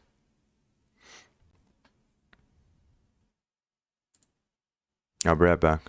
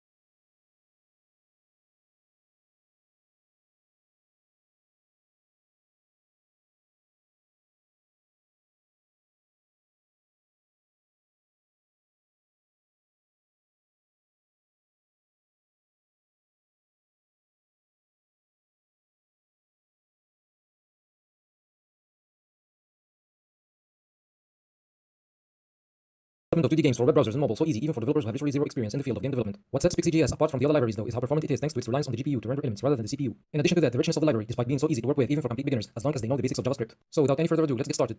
Let's start off by creating a folder and run the npm init command to generate a package.json file, and then create the index page. Now, one way to get Pixie.js is to install it through npm, so let's do that by typing npm install pixie.js. Once installed, we need to link to the library's file in the HTML code. Then let's create a JS file in which we are going to type all of this tutorial code. That done, to start using Pixie, we need to create an instance of the Pixie application class. Now, if we take a look at the console, you see that message which indicates the versions of WebGL in Pixie that we are currently running, which in itself is an indicator that we have everything set up correctly.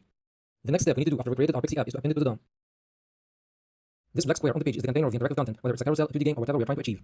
So, as you see, we created an instance without specifying any options to the constructor, but we can actually do that by passing a configuration object, and some of the properties we can set are the width and height of the canvas. We can also set the transparency value to true, which will get rid of the solid background color. There is also the anti-alias property, which basically smooths and fixes the pixelated edges of images and shapes if it is set to true. That said, we are able to change the options after the initial call of the constructor. We can, for example, change the background color of the canvas, type in the following line of code. Resizing the canvas is also possible using the resize method.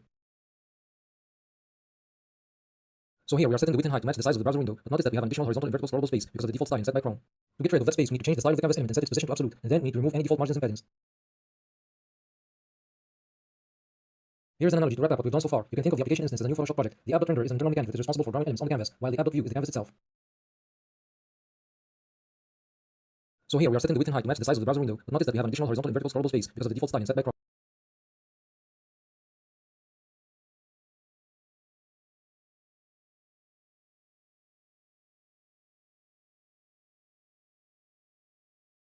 To get rid of that space, we need to change the style of the canvas element and set its position to absolute, and then we need to remove any default margins and paddings.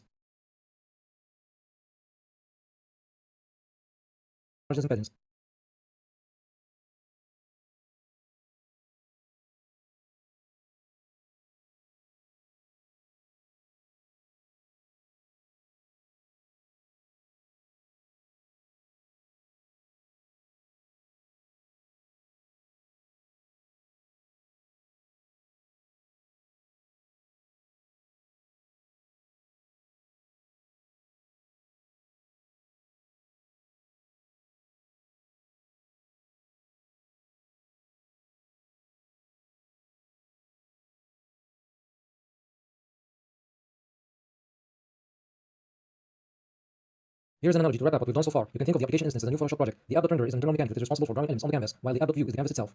With that said, let's create a shape. New Photoshop project. The app.render is an internal mechanic that is margins and paddings.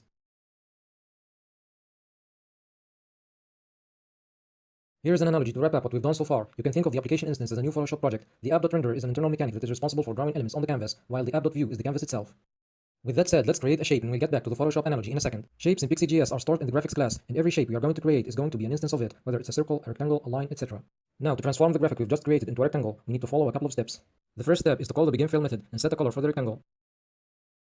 The second thing we need to do is to tell the renderer that we want this graphic instance to be a rectangle by calling the drawRect method, which accepts 4 arguments. The first 2 arguments represent the coordinates of the rectangle on the canvas. I'll get back to this in a moment. The third and fourth arguments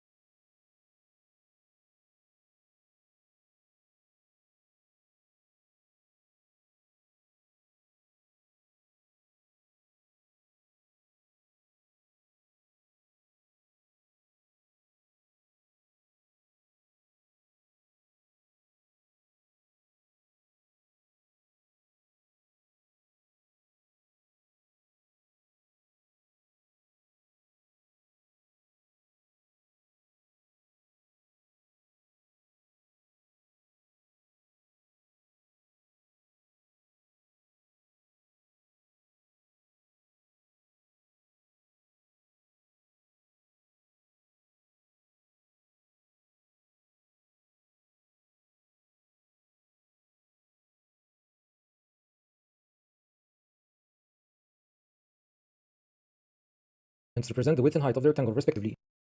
The third step we need to do is to call the end fill method. That done, now we have a rectangle that is ready to be drawn on the canvas, but before we do that, bear in mind that these methods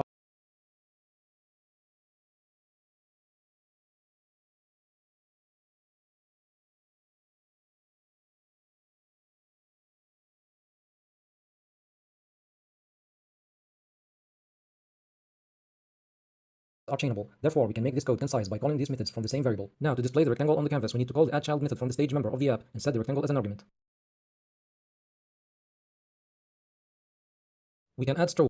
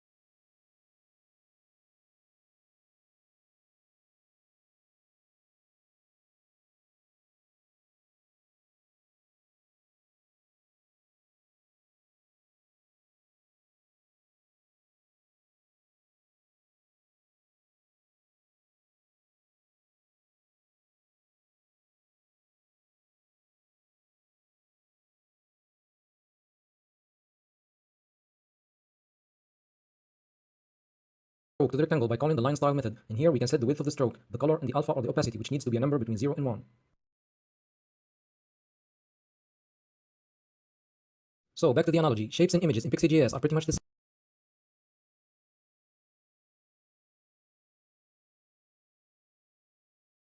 same as layers in Photoshop. When a layer is prepared, we can add it to the box using the addChild method, and stage here is basically the layers box, and then once a layer is added to the stage, it will be rendered on the canvas. Now let's talk about the coordinates that we used in the drawRect method. The canvas has two lines which represent the horizontal and vertical space. They both start from 0, and the 0 of each line starts at the top left corner of the canvas. Based on that, each point on the canvas is represented by a value from the x-axis and another one from the y-axis. That said, the 0, point represents the top left corner of the canvas, while the 200, point represents the first point of this rectangle. This time, let's create a polygon. Again, we need to use the begin fill and set the color of the polygon. Then we need to transform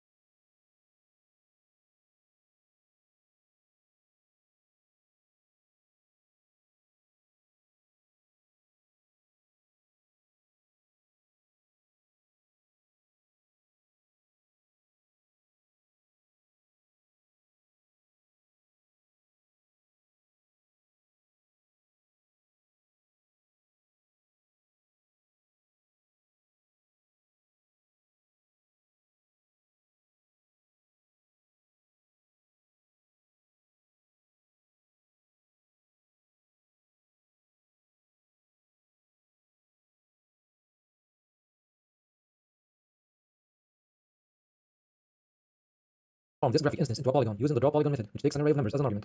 Each pair of numbers represents the x and y coordinates of each point of the shape. The rest is pretty much the same as we did with the rectangle. We can also set a stroke to the polygon using the line style method.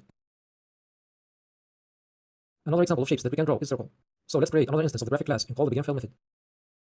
Now to transform this graphic into a circle, we need to call the drawCircle method, which takes 3 arguments. The first couple of arguments represent the x and y coordinates of the center of the circle, while the third one represents the radius. Notice here that the circle is above the polygon, which is due to the order in which we added the shapes to the stage. So to change the order, we just need to add the shape we want to be on the top to the stage after the one that we want to be at the bottom. Lines are also one of the shapes that we can draw by creating an instance of the graphic class. Here though, we can fill a line with a color, so we don't need to use the begin fill method, but we have to use the line style method instead. Then we need to specify the coordinates of the first point using the move to method, and line 2 to specify the coordinates of the second end of the line. There are a few other methods to draw other types of shapes like ellipses or rounded rectangles. Not only that, but we can add another set of complex shapes by installing the graphics extras module. To do that, open the command line and type the following command: npm install @pixie/graphics-extras. Then of course we need to link to it in the HTML code.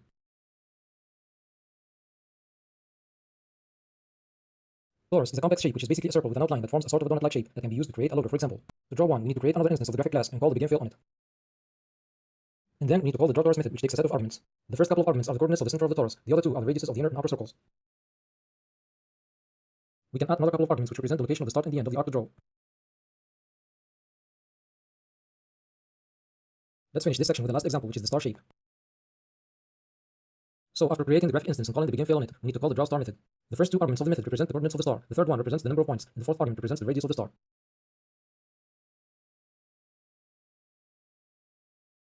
Text is another type of object that we can add to the canvas. To do that, we need to create an instance of the pixie text class and set the string we want to display as an argument to the constructor method. Then we need to add the text to the stage using the addChild method. Now that we created the text, let's add some style. To do that, we need to create an instance of the text style class, which takes an object as an argument. So to change the font, we need to use the font family property. To change the size of the text, we need to use the font size property. Fill represents the color of the text, and we can use the same values as we do in CSS here. It could be a name color or the hexadecimal representation of a color. There are a variety of other properties we can add, like stroke, shadow, etc.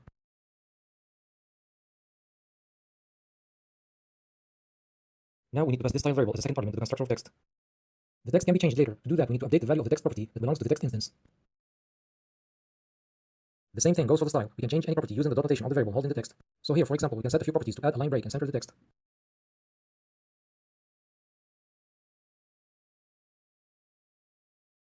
Now, if you want to add elements to the canvas automatically, what do you think we should do? Your answer is probably going to be, let's use the set interval method and place the code we used earlier to create elements in the callback function of the method. Well, this answer is correct. However, it is not the best solution. Actually, it is so bad in terms of performance. A better answer if you have done a lot of animation using JavaScript would be the usage of the request animation frame method, which is a really good solution. But still, Pixie.js offers an even better solution, which is built on top of the request animation frame method. So to create, add, and animate elements on the canvas automatically, we need to call the ticker method, which takes a function as an argument, which in its turn calls another function that we are going to create next. Loop here is an arbitrary name for the function that will be called by the ticker method, and as you may have guessed, this function is going to hold the logic we want to be executed each time it gets called by the ticker. So essentially, this snippet of code will add a square to the canvas in each frame. Having said that, the number of frames per second depends on the user's monitor, so on a 60 Hz monitor, the loop function will be called 60 times per second. That said, there is a room for some lag, and the duration of that lag is stored in the digital parameter. App screen width and app screen height return the width and height of the canvas respectively, and the result of multiplying them with the value returned by the math random method will return random values set as coordinates for the rectangles to be drawn on the stage.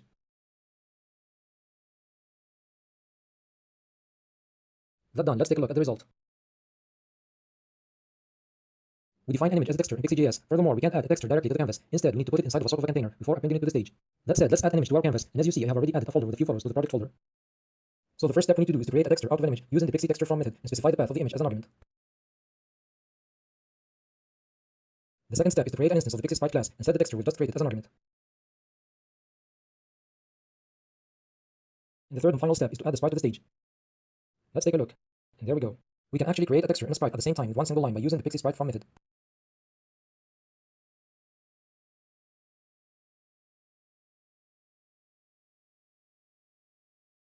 Now that we learned how to add elements to the canvas, it's time to learn how to change their coordinates, rotate and scale them, and create animation using these geometric transformations. The first thing we are going to do is to change the width and height of a sprite using the width and height properties.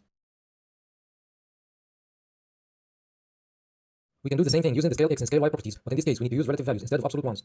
So scale x 1.5 here increases the width of the image by 1.5 times its original width. Scale y2 doubles the height of the image. We can change both of the x and y scale values using the scale set method. Now to change the position of the sprite, we need to update the values of the x and y properties.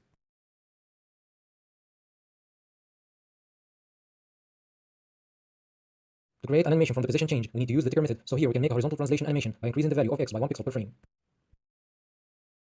And similar to scale.set, we can change the x and y values with one instruction using the position.set method. Another geometric transformation we can do is rotation, and the unity here is radian. Notice here though that the origin of the rotation is the top left corner, not the center of the image. To see that clearly, let's animate the image by increasing the rotation using the ticker method, like we just did with the x translation. As you can see, same as CSS, the default origin of the rotation of an element is its top left corner. To change that in CSS, we usually update the value of the transform origin to center, and the same property exists in Pixie.js, but under the name of anchor. So to reposition the anchor to the center of the image, we need to set its x and y values to 0.5.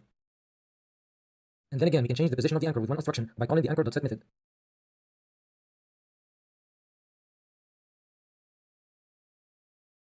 Up until now, we have been using the ticker method to update the properties of elements, but we are able to do the same thing with pointer events, which include touch and mouse events. So say we want to scale the sprite by clicking on it. To do that, we need to call the on method on the sprite instance, which is similar to the add event listener method, so it takes an event and a callback function, in which we set the logic we want to run each time the event is detected.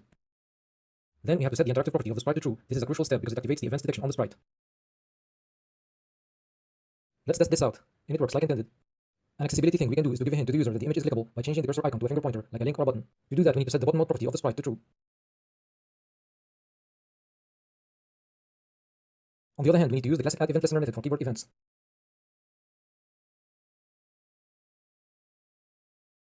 So in this case, we are checking if the push key is the right or left arrow, and based on the result, we are going to add or subtract 10 pixels from the X position of the sprite.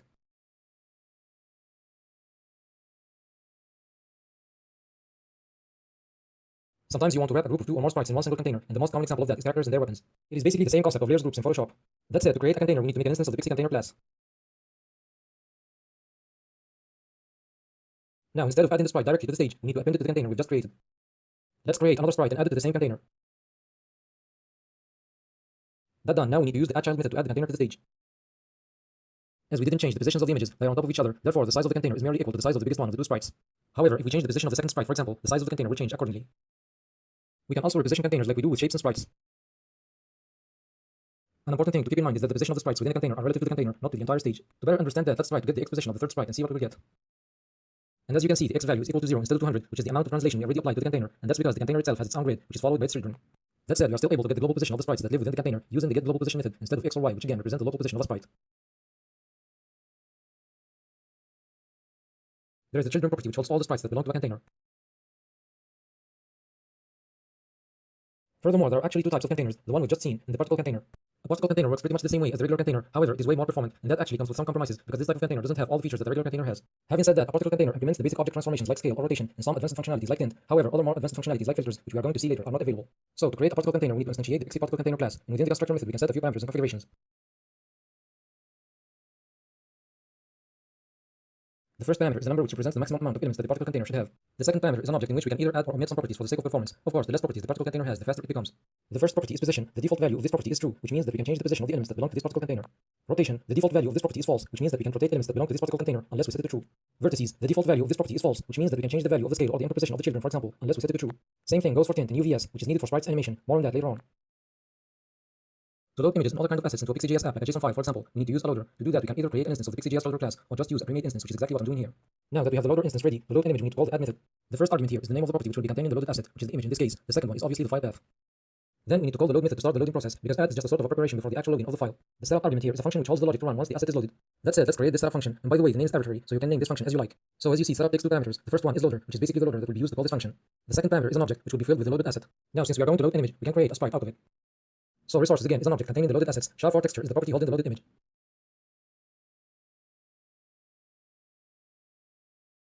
A loader can be used to load multiple assets. All we need to do is to call the add method with different arguments. And for a cleaner and more concise code, we can chain call all of these methods. Another way of loading multiple assets is to use add only once, but we need to pass an array containing each file path as an array element. That done, if we take a look at the page, you see that the sprite we added is gone, and we have an error message in the console, and that's because of the SHA-4 texture property which no longer exists, because we used a different way to call the add method. So since we can't name the loaded assets this way, the loader simply sets the path to each file as its key in the resources object. Now, if we take a look back, the sprite appears again. Loaders have a set of other methods also known as loader signals. These methods run some logic depending on the state of the loader. For example, onLoad is dispatched each time an asset is loaded. OnError is dispatched when the loader fails to load an asset. OnProgress is dispatched every time the loader fails or successfully loads a file. So up until now, we've been creating sprites by making a texture out of a single image, then pass it as an argument to an instance of the Pixie sprite class, and then add it to the stage. This method actually works if you want to add a very limited number of images to the stage. However, in a game, you'd have multiple characters, which means multiple images, thus multiple requests for the images, which results in a lot of loading time, not to mention how bad it is in terms of performance and memory usage. A better solution to that is to use a tileset instead of loading single images. But what is a tileset, you might be asking? A tileset, also known as a sprite sheet, is merely a big image that contains a set of sub-images. So instead of loading each image on its own, we can load one single image, and then crop the part we need and create a texture, then a sprite out of it. To do that, we first need to load the image, obviously. Then we need to create a texture out of the image. Now what we want to do is to create a rectangle that has the size of the part that we want to crop from the texture, and then place it at the coordinates of that wanted part. Having said that, in this example, 176 and 160 refer to the coordinates of the third character at the second line. 76 and 86 refer to the width and height of the rectangle respectively. Now that we prepared the rectangle, we need to apply the crop, and to do that we need to set the rectangle as a value to the frame property of the texture. The rest is pretty much the same as what we have been doing to create and add a sprite to the stage. Let's try to create another sprite and see what will happen if we use the same code we just used.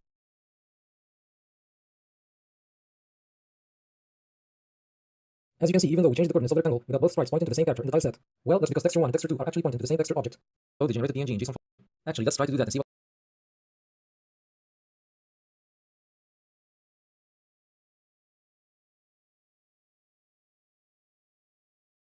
That done, now we need to make a sprite in the pyramids, also the clouds which seem to be coming around.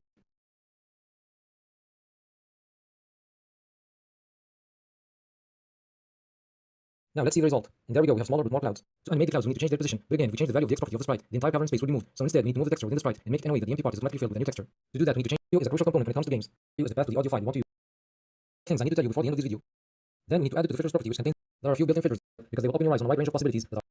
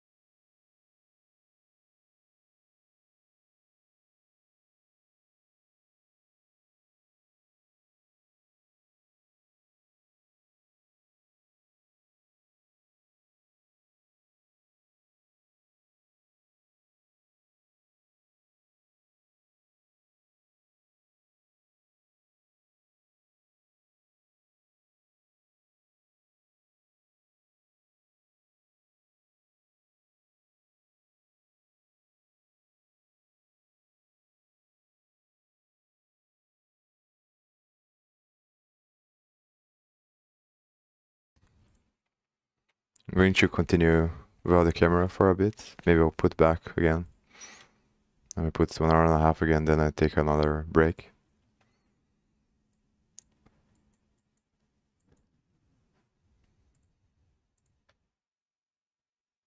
I don't really know what is going on here with this error that I'm getting there. I think it doesn't have anything to do with Pixie. But it's weird that I started getting that error now.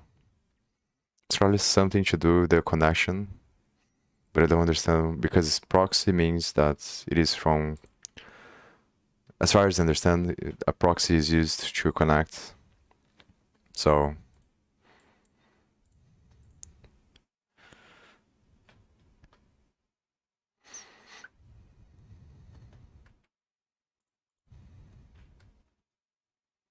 this error here. And I also don't understand why it's not drawing anything. It should be drawing. Also tried here and tried here and it didn't work. Must be something to do with Svelte, maybe? Like, it doesn't make any sense for me. How am I gonna solve this?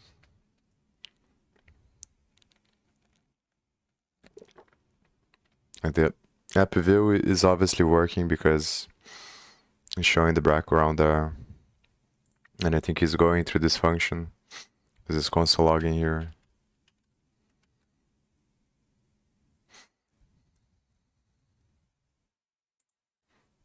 So what am I doing wrong here?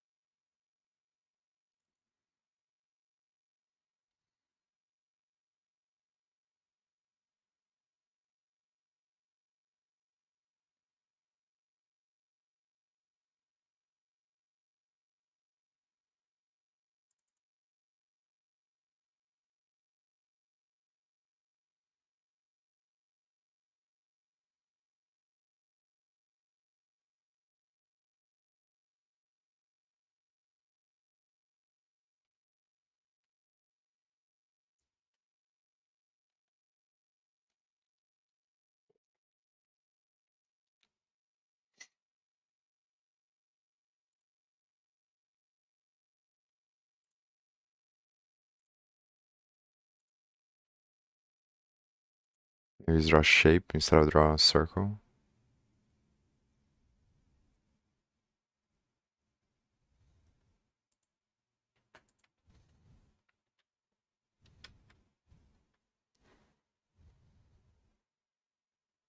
If the method didn't exist, I would get an error, I think. It doesn't make sense, right? Yeah, draw a circle. There's also draw shape.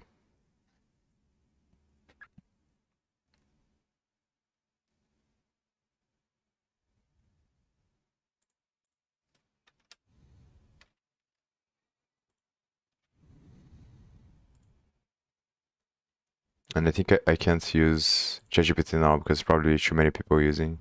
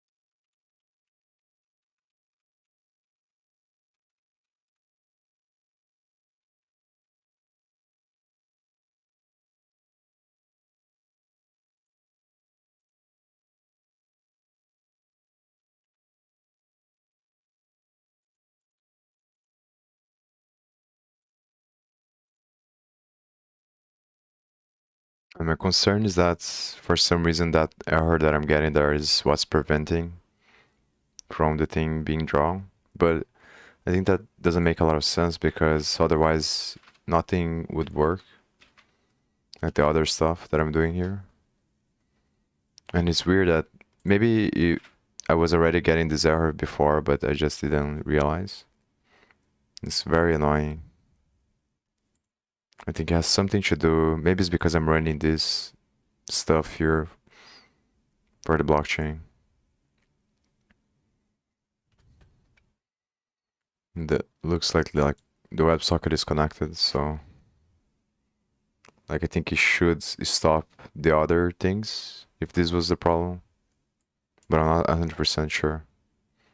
It's very hard to debug from here. I can run, you can see if I can figure out how to debug. I think I only used this stuff once, the debugger from the developer tools here.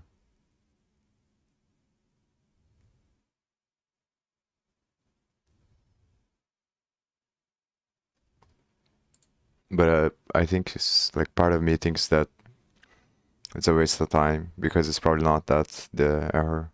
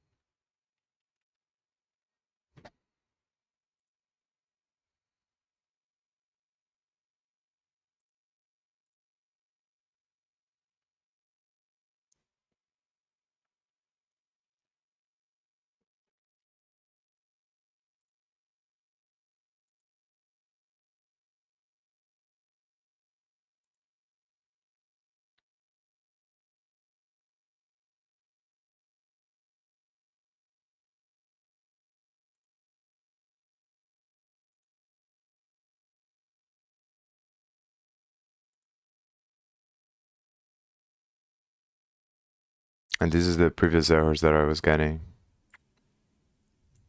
when I was using the end graph, trying to make it work with end graph.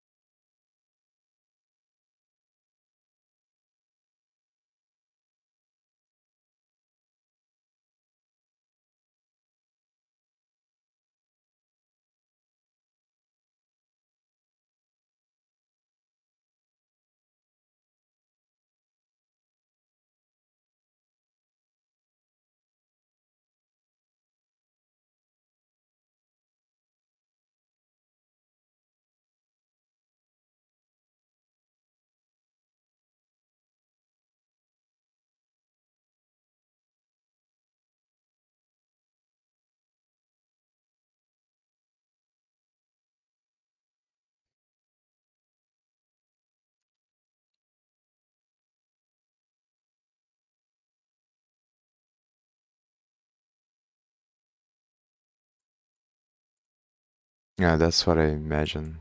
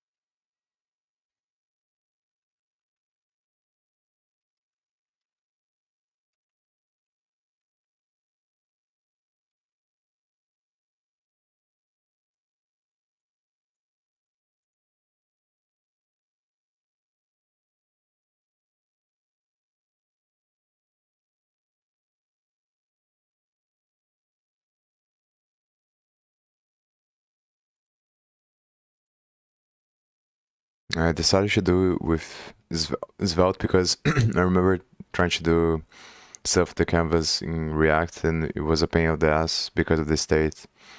But maybe it's the same thing on Svelte or other applications because it's the same problem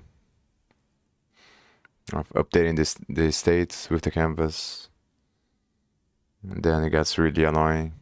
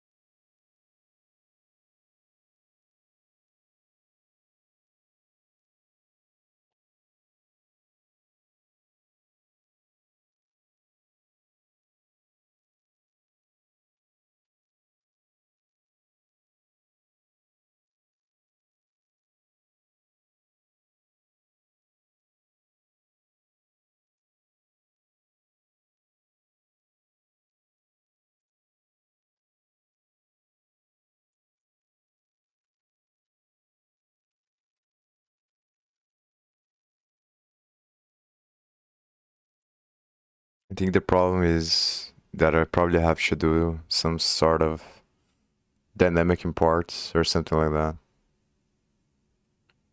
Because when it's importing here is that it doesn't have the canvas.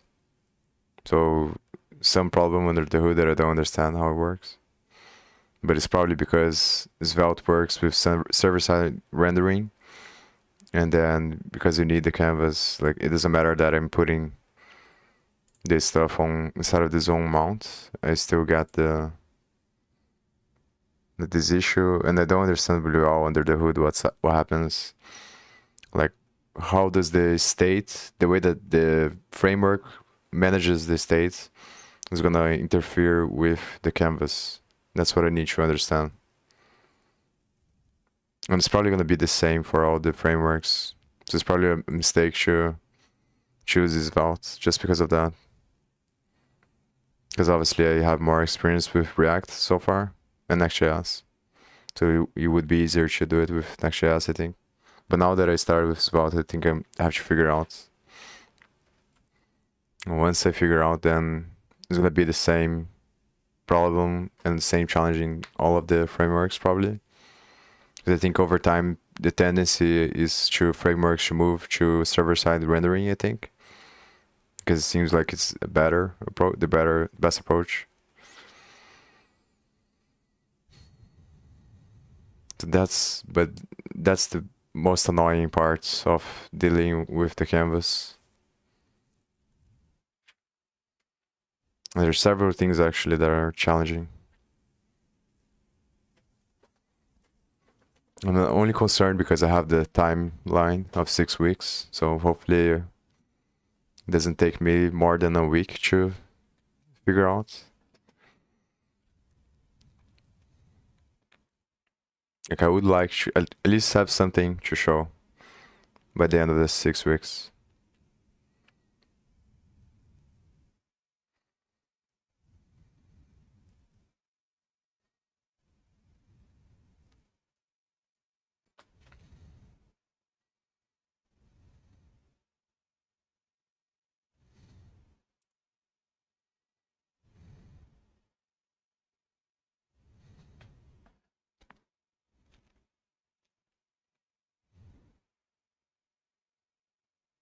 I think I had a problem with this library yesterday as well when I was trying to figure out.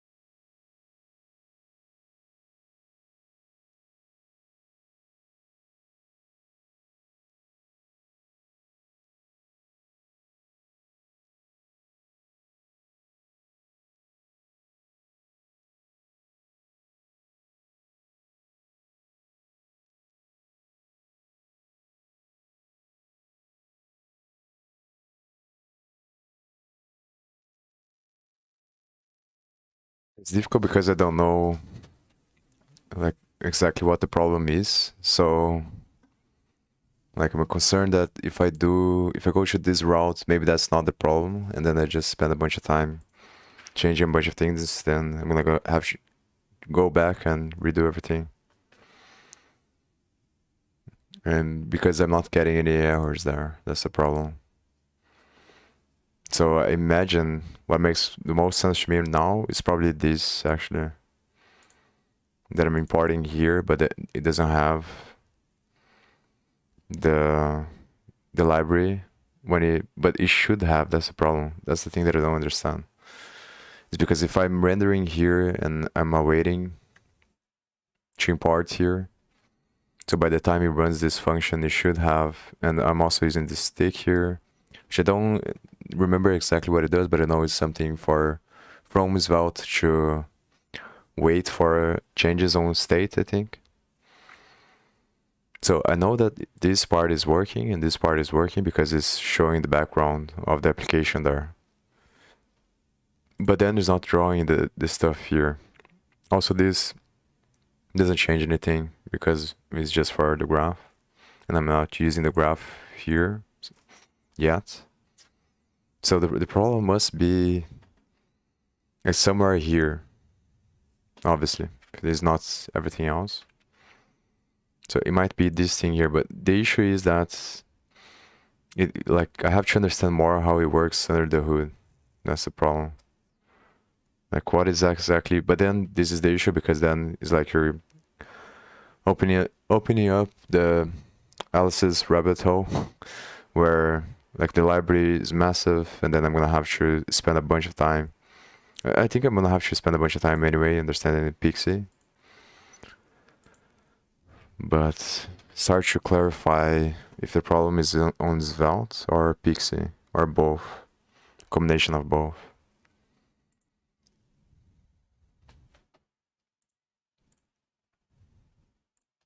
I think I'll be right back. Got some tea.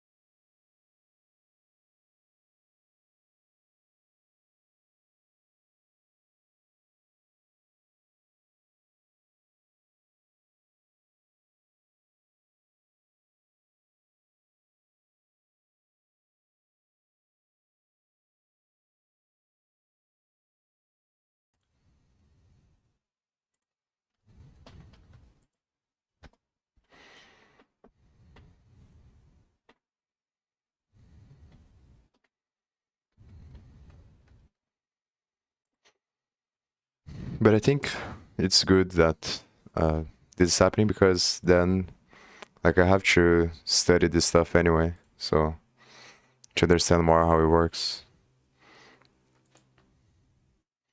And usually the tendency is gonna be to try to put this stuff as farther away as possible, because you're always trying to minimize energy and risk. I also believe that, like, the simplest way is the best way usually, but is the simplest way is integrated into infinite complexity. So it's like you go in circles. But here, obviously, I want try to implement the simplest way possible. But that's the challenge, because in order to find the simplest way, you have to understand all the complexity that generates the everything, which are going to be a bunch of multifractals interacting with each other.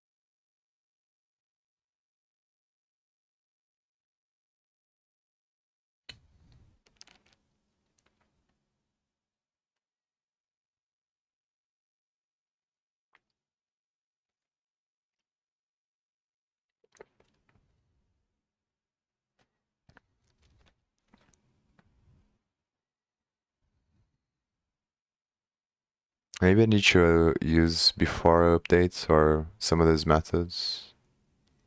I need to understand more how they work.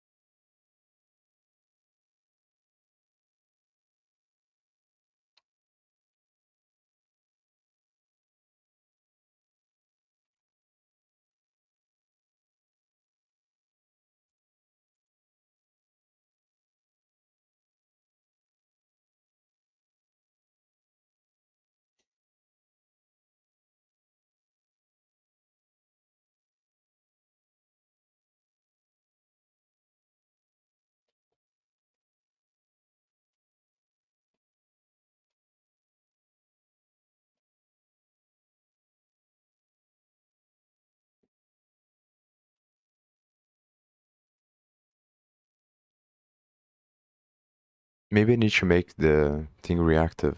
Maybe that's why. And there's something to do with that. The thing is, I did manage to create a graph with n graph before without making reactive. Maybe it's because of the way that Pixie handles or manages the rendering of the canvas.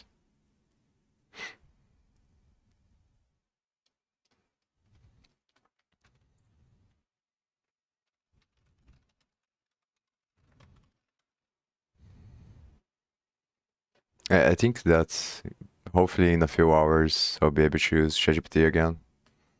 It's a lot better than searching with a search engine.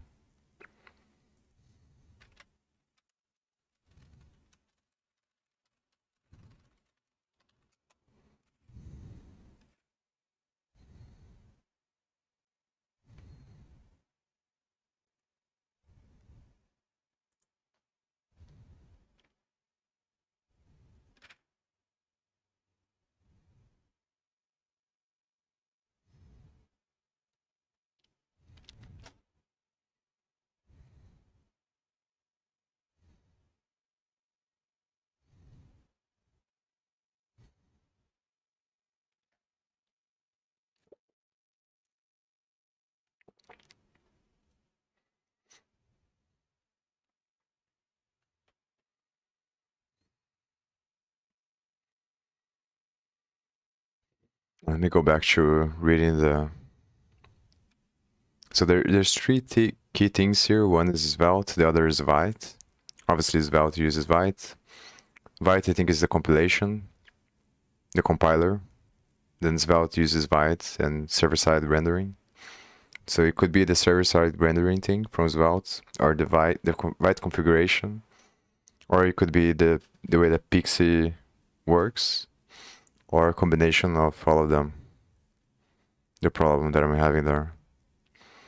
It's weird because it is loading the application, so I think that there's a low probability that is from server-side rendering, because if it was that, then you wouldn't be loading the application. But it might be something to do with the Vite.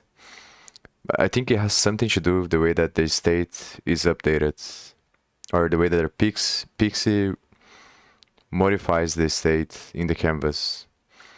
But that's the reason why it can have something to do with the server-side rendering, because it depends on the life cycle of the application, I think.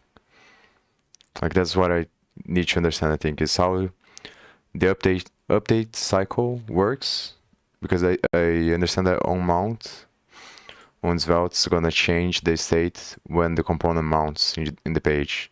So after there's the server-side rendering thing, then the component's gonna be mounted, which is the state of the application, and then it's gonna trigger whatever functions are inside of here. So it is loading everything, I think, the way that I'm doing now. But then when you modify the page, then what happens? That's the question. Like, does it trigger? I think it shouldn't trigger server-side rendering, but maybe it does. I don't understand really well how it works.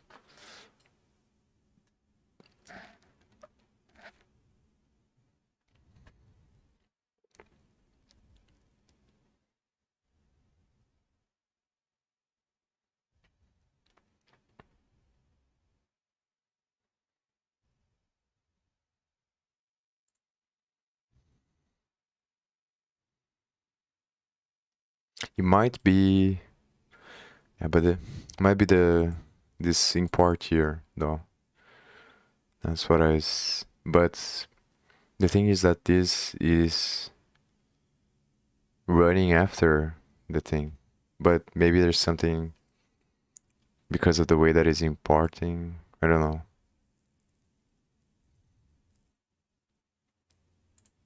But I think if it was something like that, it wouldn't even run, because it would give me an error here.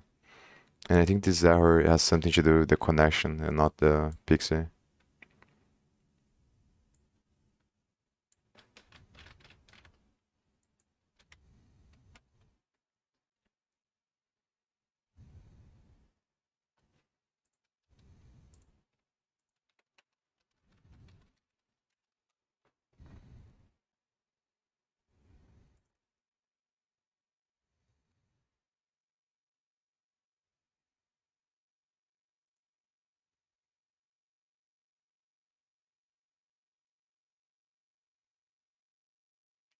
Maybe it's because of the WebSocket.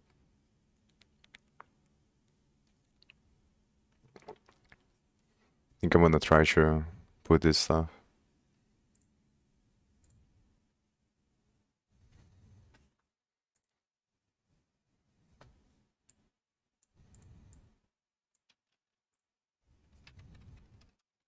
Maybe it's here.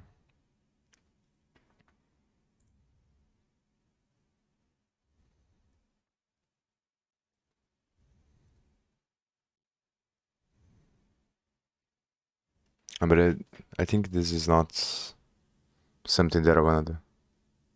Because I don't wanna redirect anything.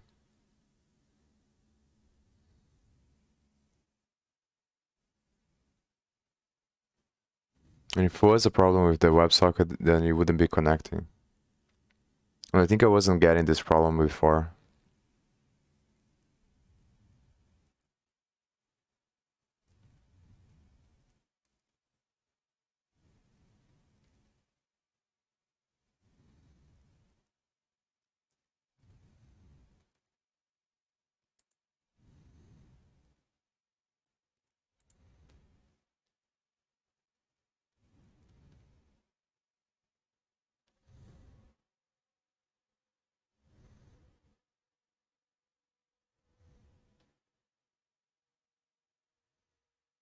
I think I'm just gonna ignore this for now because I think there's a low chance that this is the problem with the... I think this is more of a problem related to the way the server communicates. For some reason, now this is showing up. But I don't think it has to do with this thing here. The other thing I can try is maybe pass the Pixie instance from the function instead of importing here. See if it works.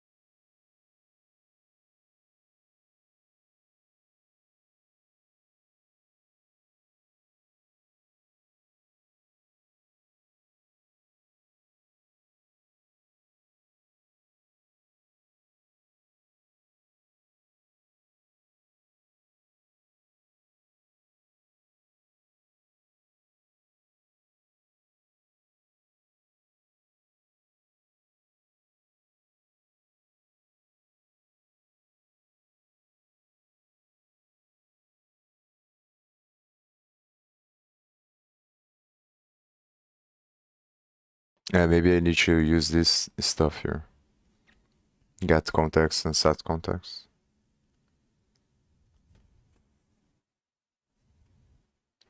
So I would use, instead of importing pixie twice, just use the context to update the function. To update the context in the function.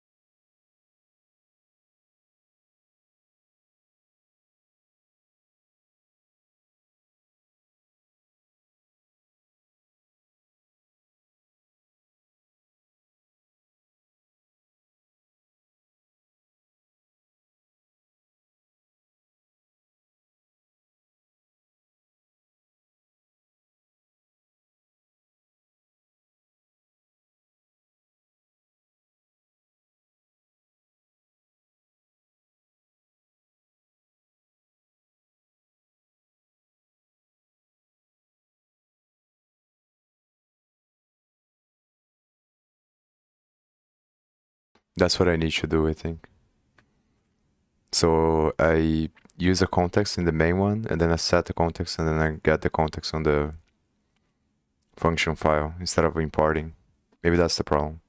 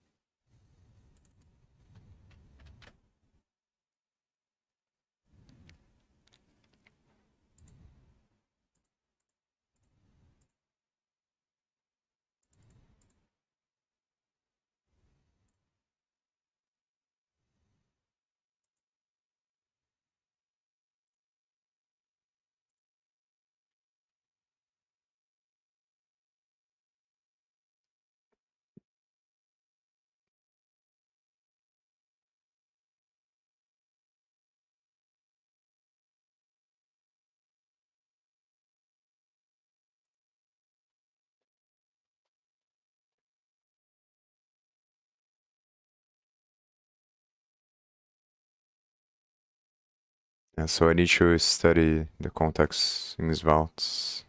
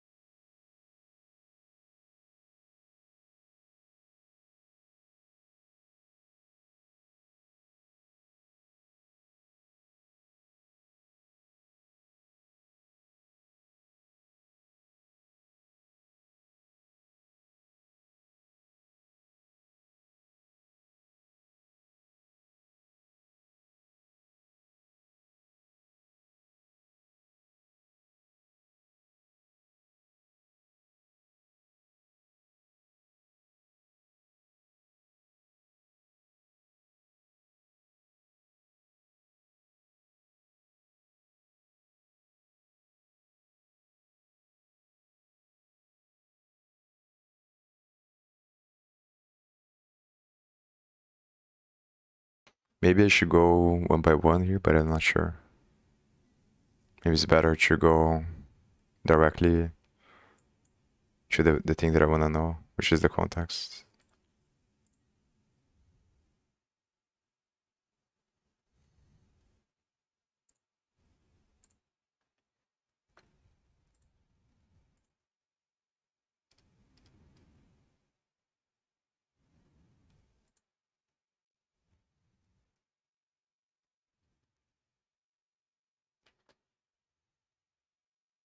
It's weird though, but maybe that's not the problem because I tried to render from here as well without loading this stuff. Try to, and it still wasn't working. So it might be something else.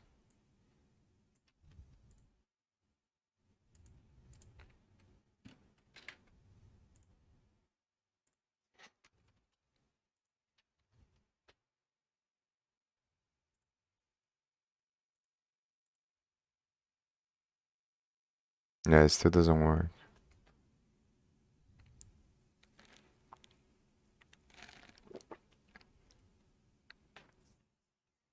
And I think it should be working.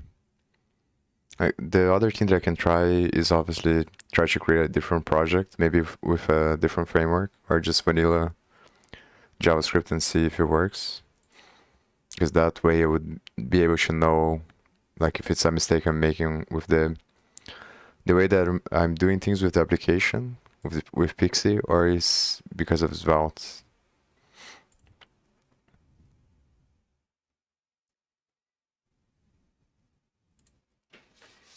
I'm considering doing that. Stage circle.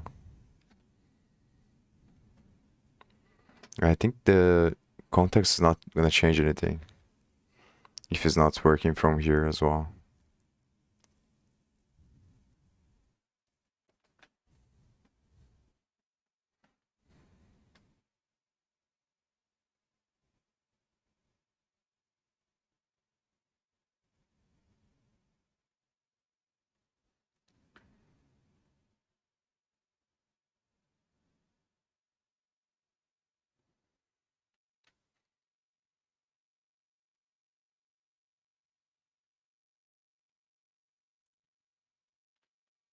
I think I'll read. I'm gonna finish reading this documentation, then I'm gonna read a little bit of the documentation on Svelte, and then after I do these two things, then I'm gonna create another project, I think, and I'm just gonna try, like with vanilla JavaScript, to make the Pixie work, to see if, like, because then I can test on the other application. I can use live server, and then also study this other project that I found here, this other library that allows you. It should be working, and I'm not getting any errors. It's very confusing.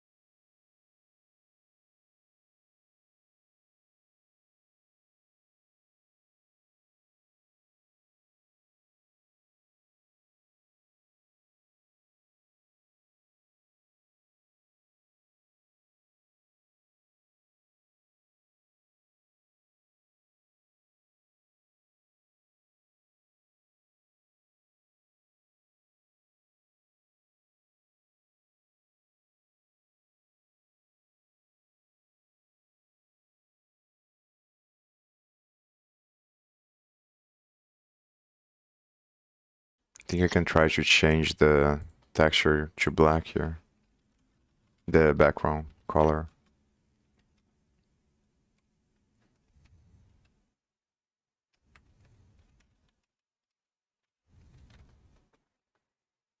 Or to white, actually. Because it's already black.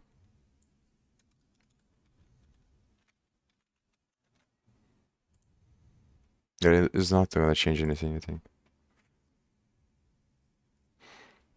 Yeah.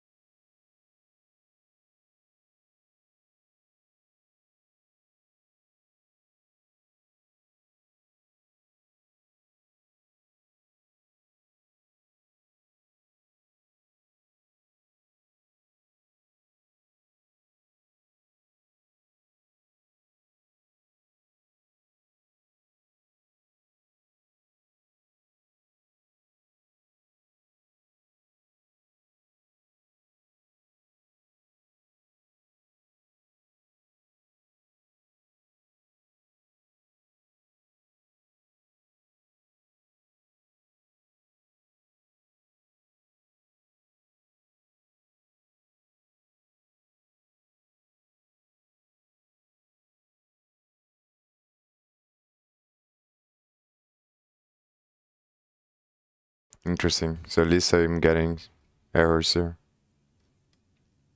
And probably I was using the wrong thing here, there. This is using app.render instead of app.render. You'll be right back.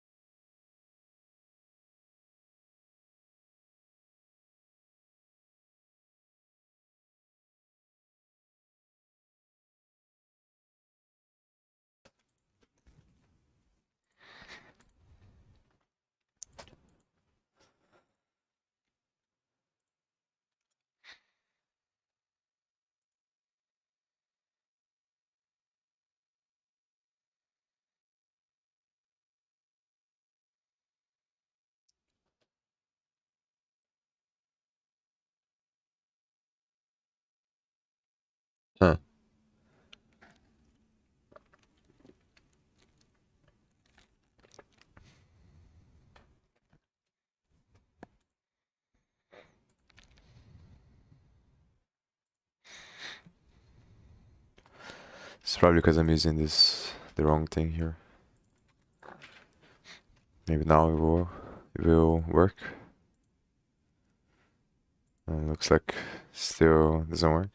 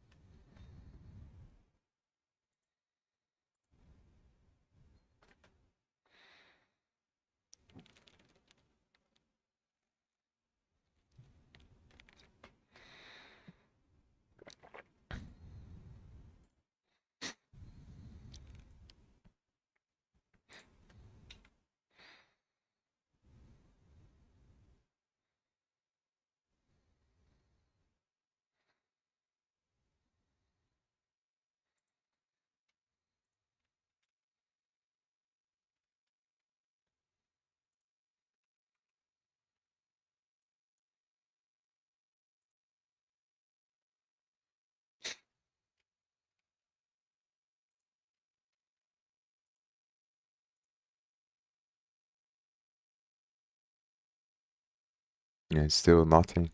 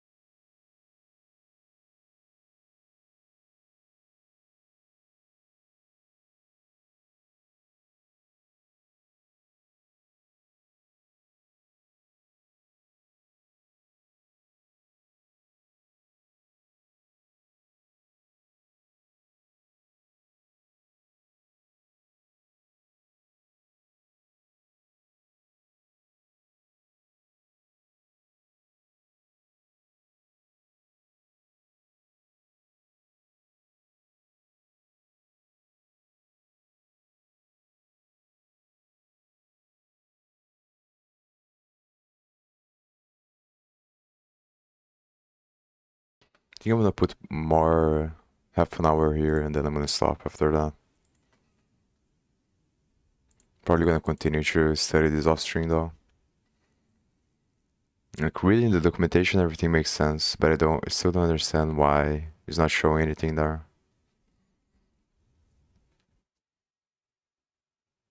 The only guess is probably has to do something with Svelte. So I think I'm gonna build a simple page like with vanilla JavaScript and try to do this. I try to do the same thing that I'm doing there, but on the other page, and then if it works, I'm gonna know that it's something that to do with the server-side rendering from Svelte. Hopefully, I'm gonna be able to use ChatGPT as well in a few hours.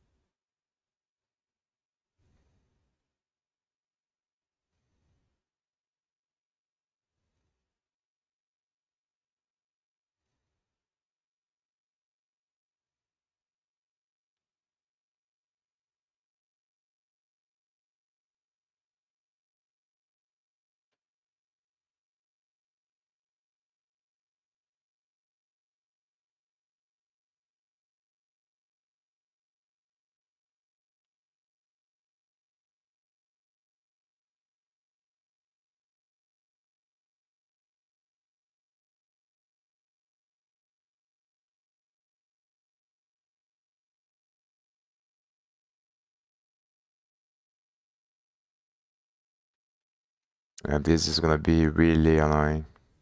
That's my biggest concern, the coordinates here. Because if you put everything, like, I don't really like the way that the library is, like this whole thing about creating multiple different containers. But they probably have a reason for making it like this. Because it seems like it just complicates things a lot more. Because you're gonna separate everything into, like, instead of having to deal with only one canvas that you can manipulate and do everything, you're gonna create like a bunch of other different smaller subsets that you have to keep track of, especially for a graph. This is the issue.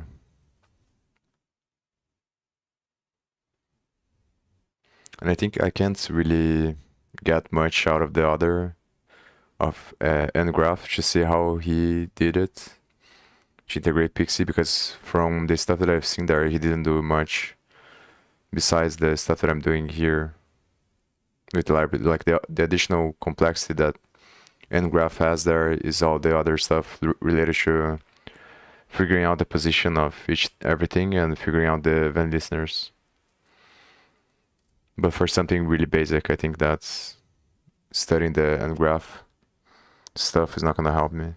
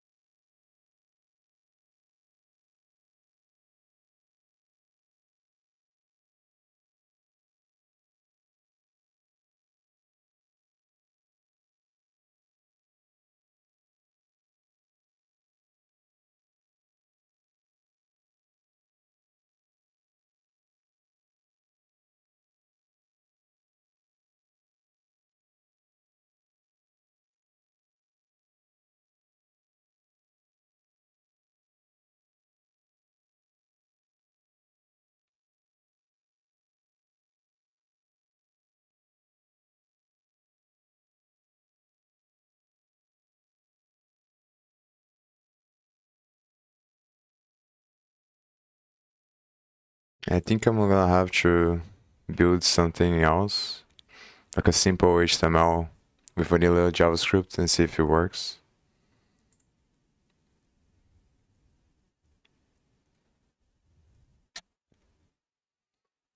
I think that's gonna be the easiest way to know if it's from Svelte or if I'm doing something wrong. I think it's very unlikely though that I'm doing something wrong with the library because like I'm just following the documentation there, so don't understand why it's not showing.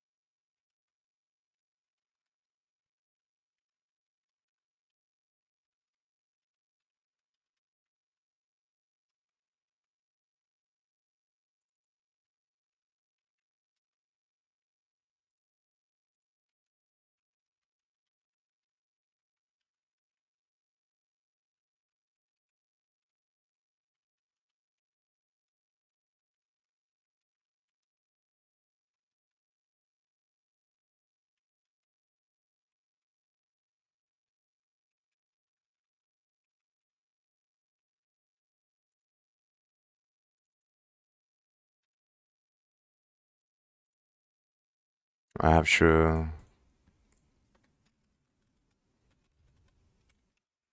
do this probably.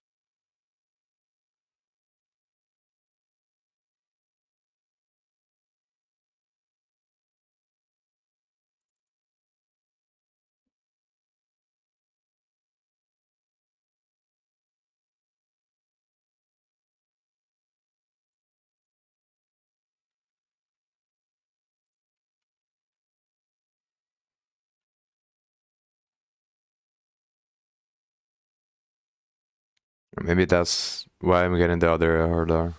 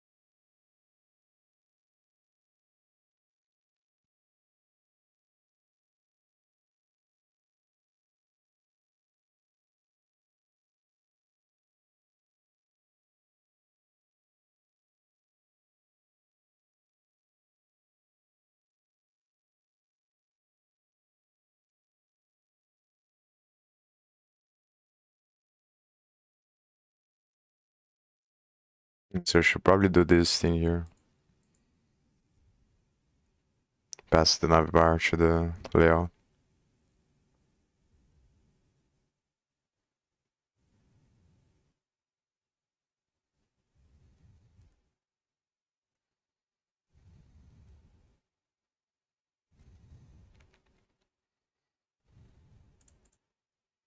Yeah, I don't know what's going on. Maybe some issue with the internet. Maybe that's the reason why I'm getting the other error that I wasn't getting before on the Svelte thing. Some issue with the proxy. It might have to do with this stuff here. Not really sure. I think I'm gonna stop here then. Try to figure this out off stream.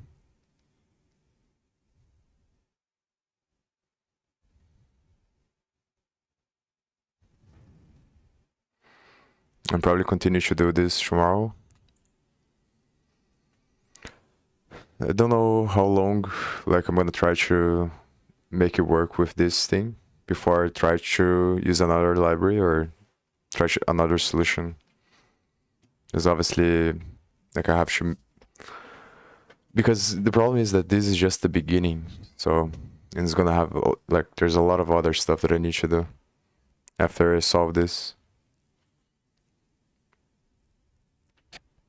So eventually, if I can't figure out any other way, if it's taking too long, I'm probably gonna have to think about another library to use, or figure out another way to make it work. I think that the problem is probably with Svelte. It's something with the way that Svelte server-side rendering works and the way that it updates the state, I think. Because it doesn't make any sense to me. Like, I'm copying the code pretty much from the documentation is not working. And I'm also not getting any errors. So the only thing that makes sense to me is that it's something to do with the way that Svelte works when updating the, and like, I expected it to be annoying, but I thought it would be a lot less annoying with Svelte than it was with React to deal with the canvas. But it looks like it's gonna be the same. But I think it's not gonna be worth to do everything again from Next.js, even though I don't have anything yet. Because I'm gonna face the same problem pretty much. So I have to figure out this, how to solve this, and then after I figure out how to solve it, I think about. But then at that point, I'm probably gonna just stick with Svelte. And depending on how long it takes, because I have more practice with Next.js, so I think it would be faster to do, but yeah, I don't know.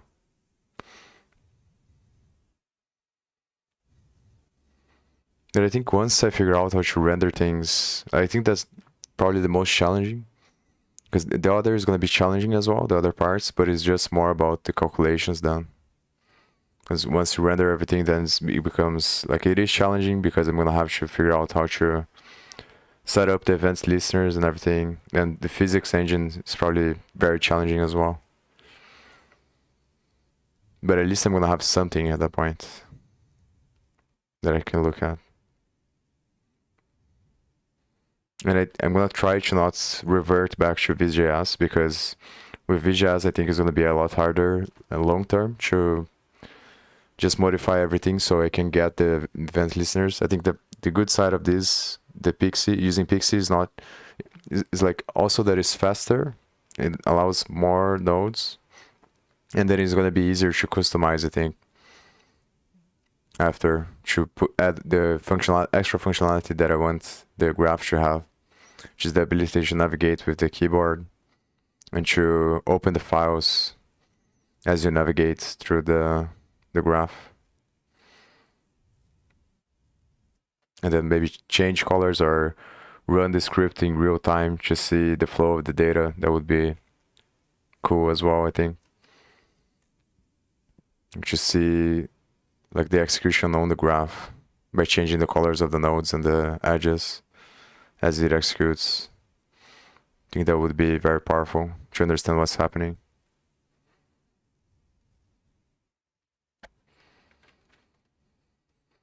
But I think it's gonna be very challenging to solve this. It's probably gonna take a lot more time. Because I have no idea now, like, what kind of stuff I can do or change. So I'm probably gonna take like several hours studying as well. I think this is probably something to do with the network. So I think what I'm gonna try to do is probably close this and then I'm gonna search more on the internet. Hopefully later I can use ChatGPT to try to solve as well. But I think the first thing that I'm gonna try is to load the graph from here, because then if it works here, then I know that I have to figure out the svelte part. Yeah, but I think it doesn't make sense to stream anymore. I think I should probably stop here and then I'll probably come back tomorrow. Yeah, I'll probably come back tomorrow to continue to do this. And next 6 weeks, I'm probably gonna focus only on this. So at least I have something to show at the end of the Nights and Weekends project.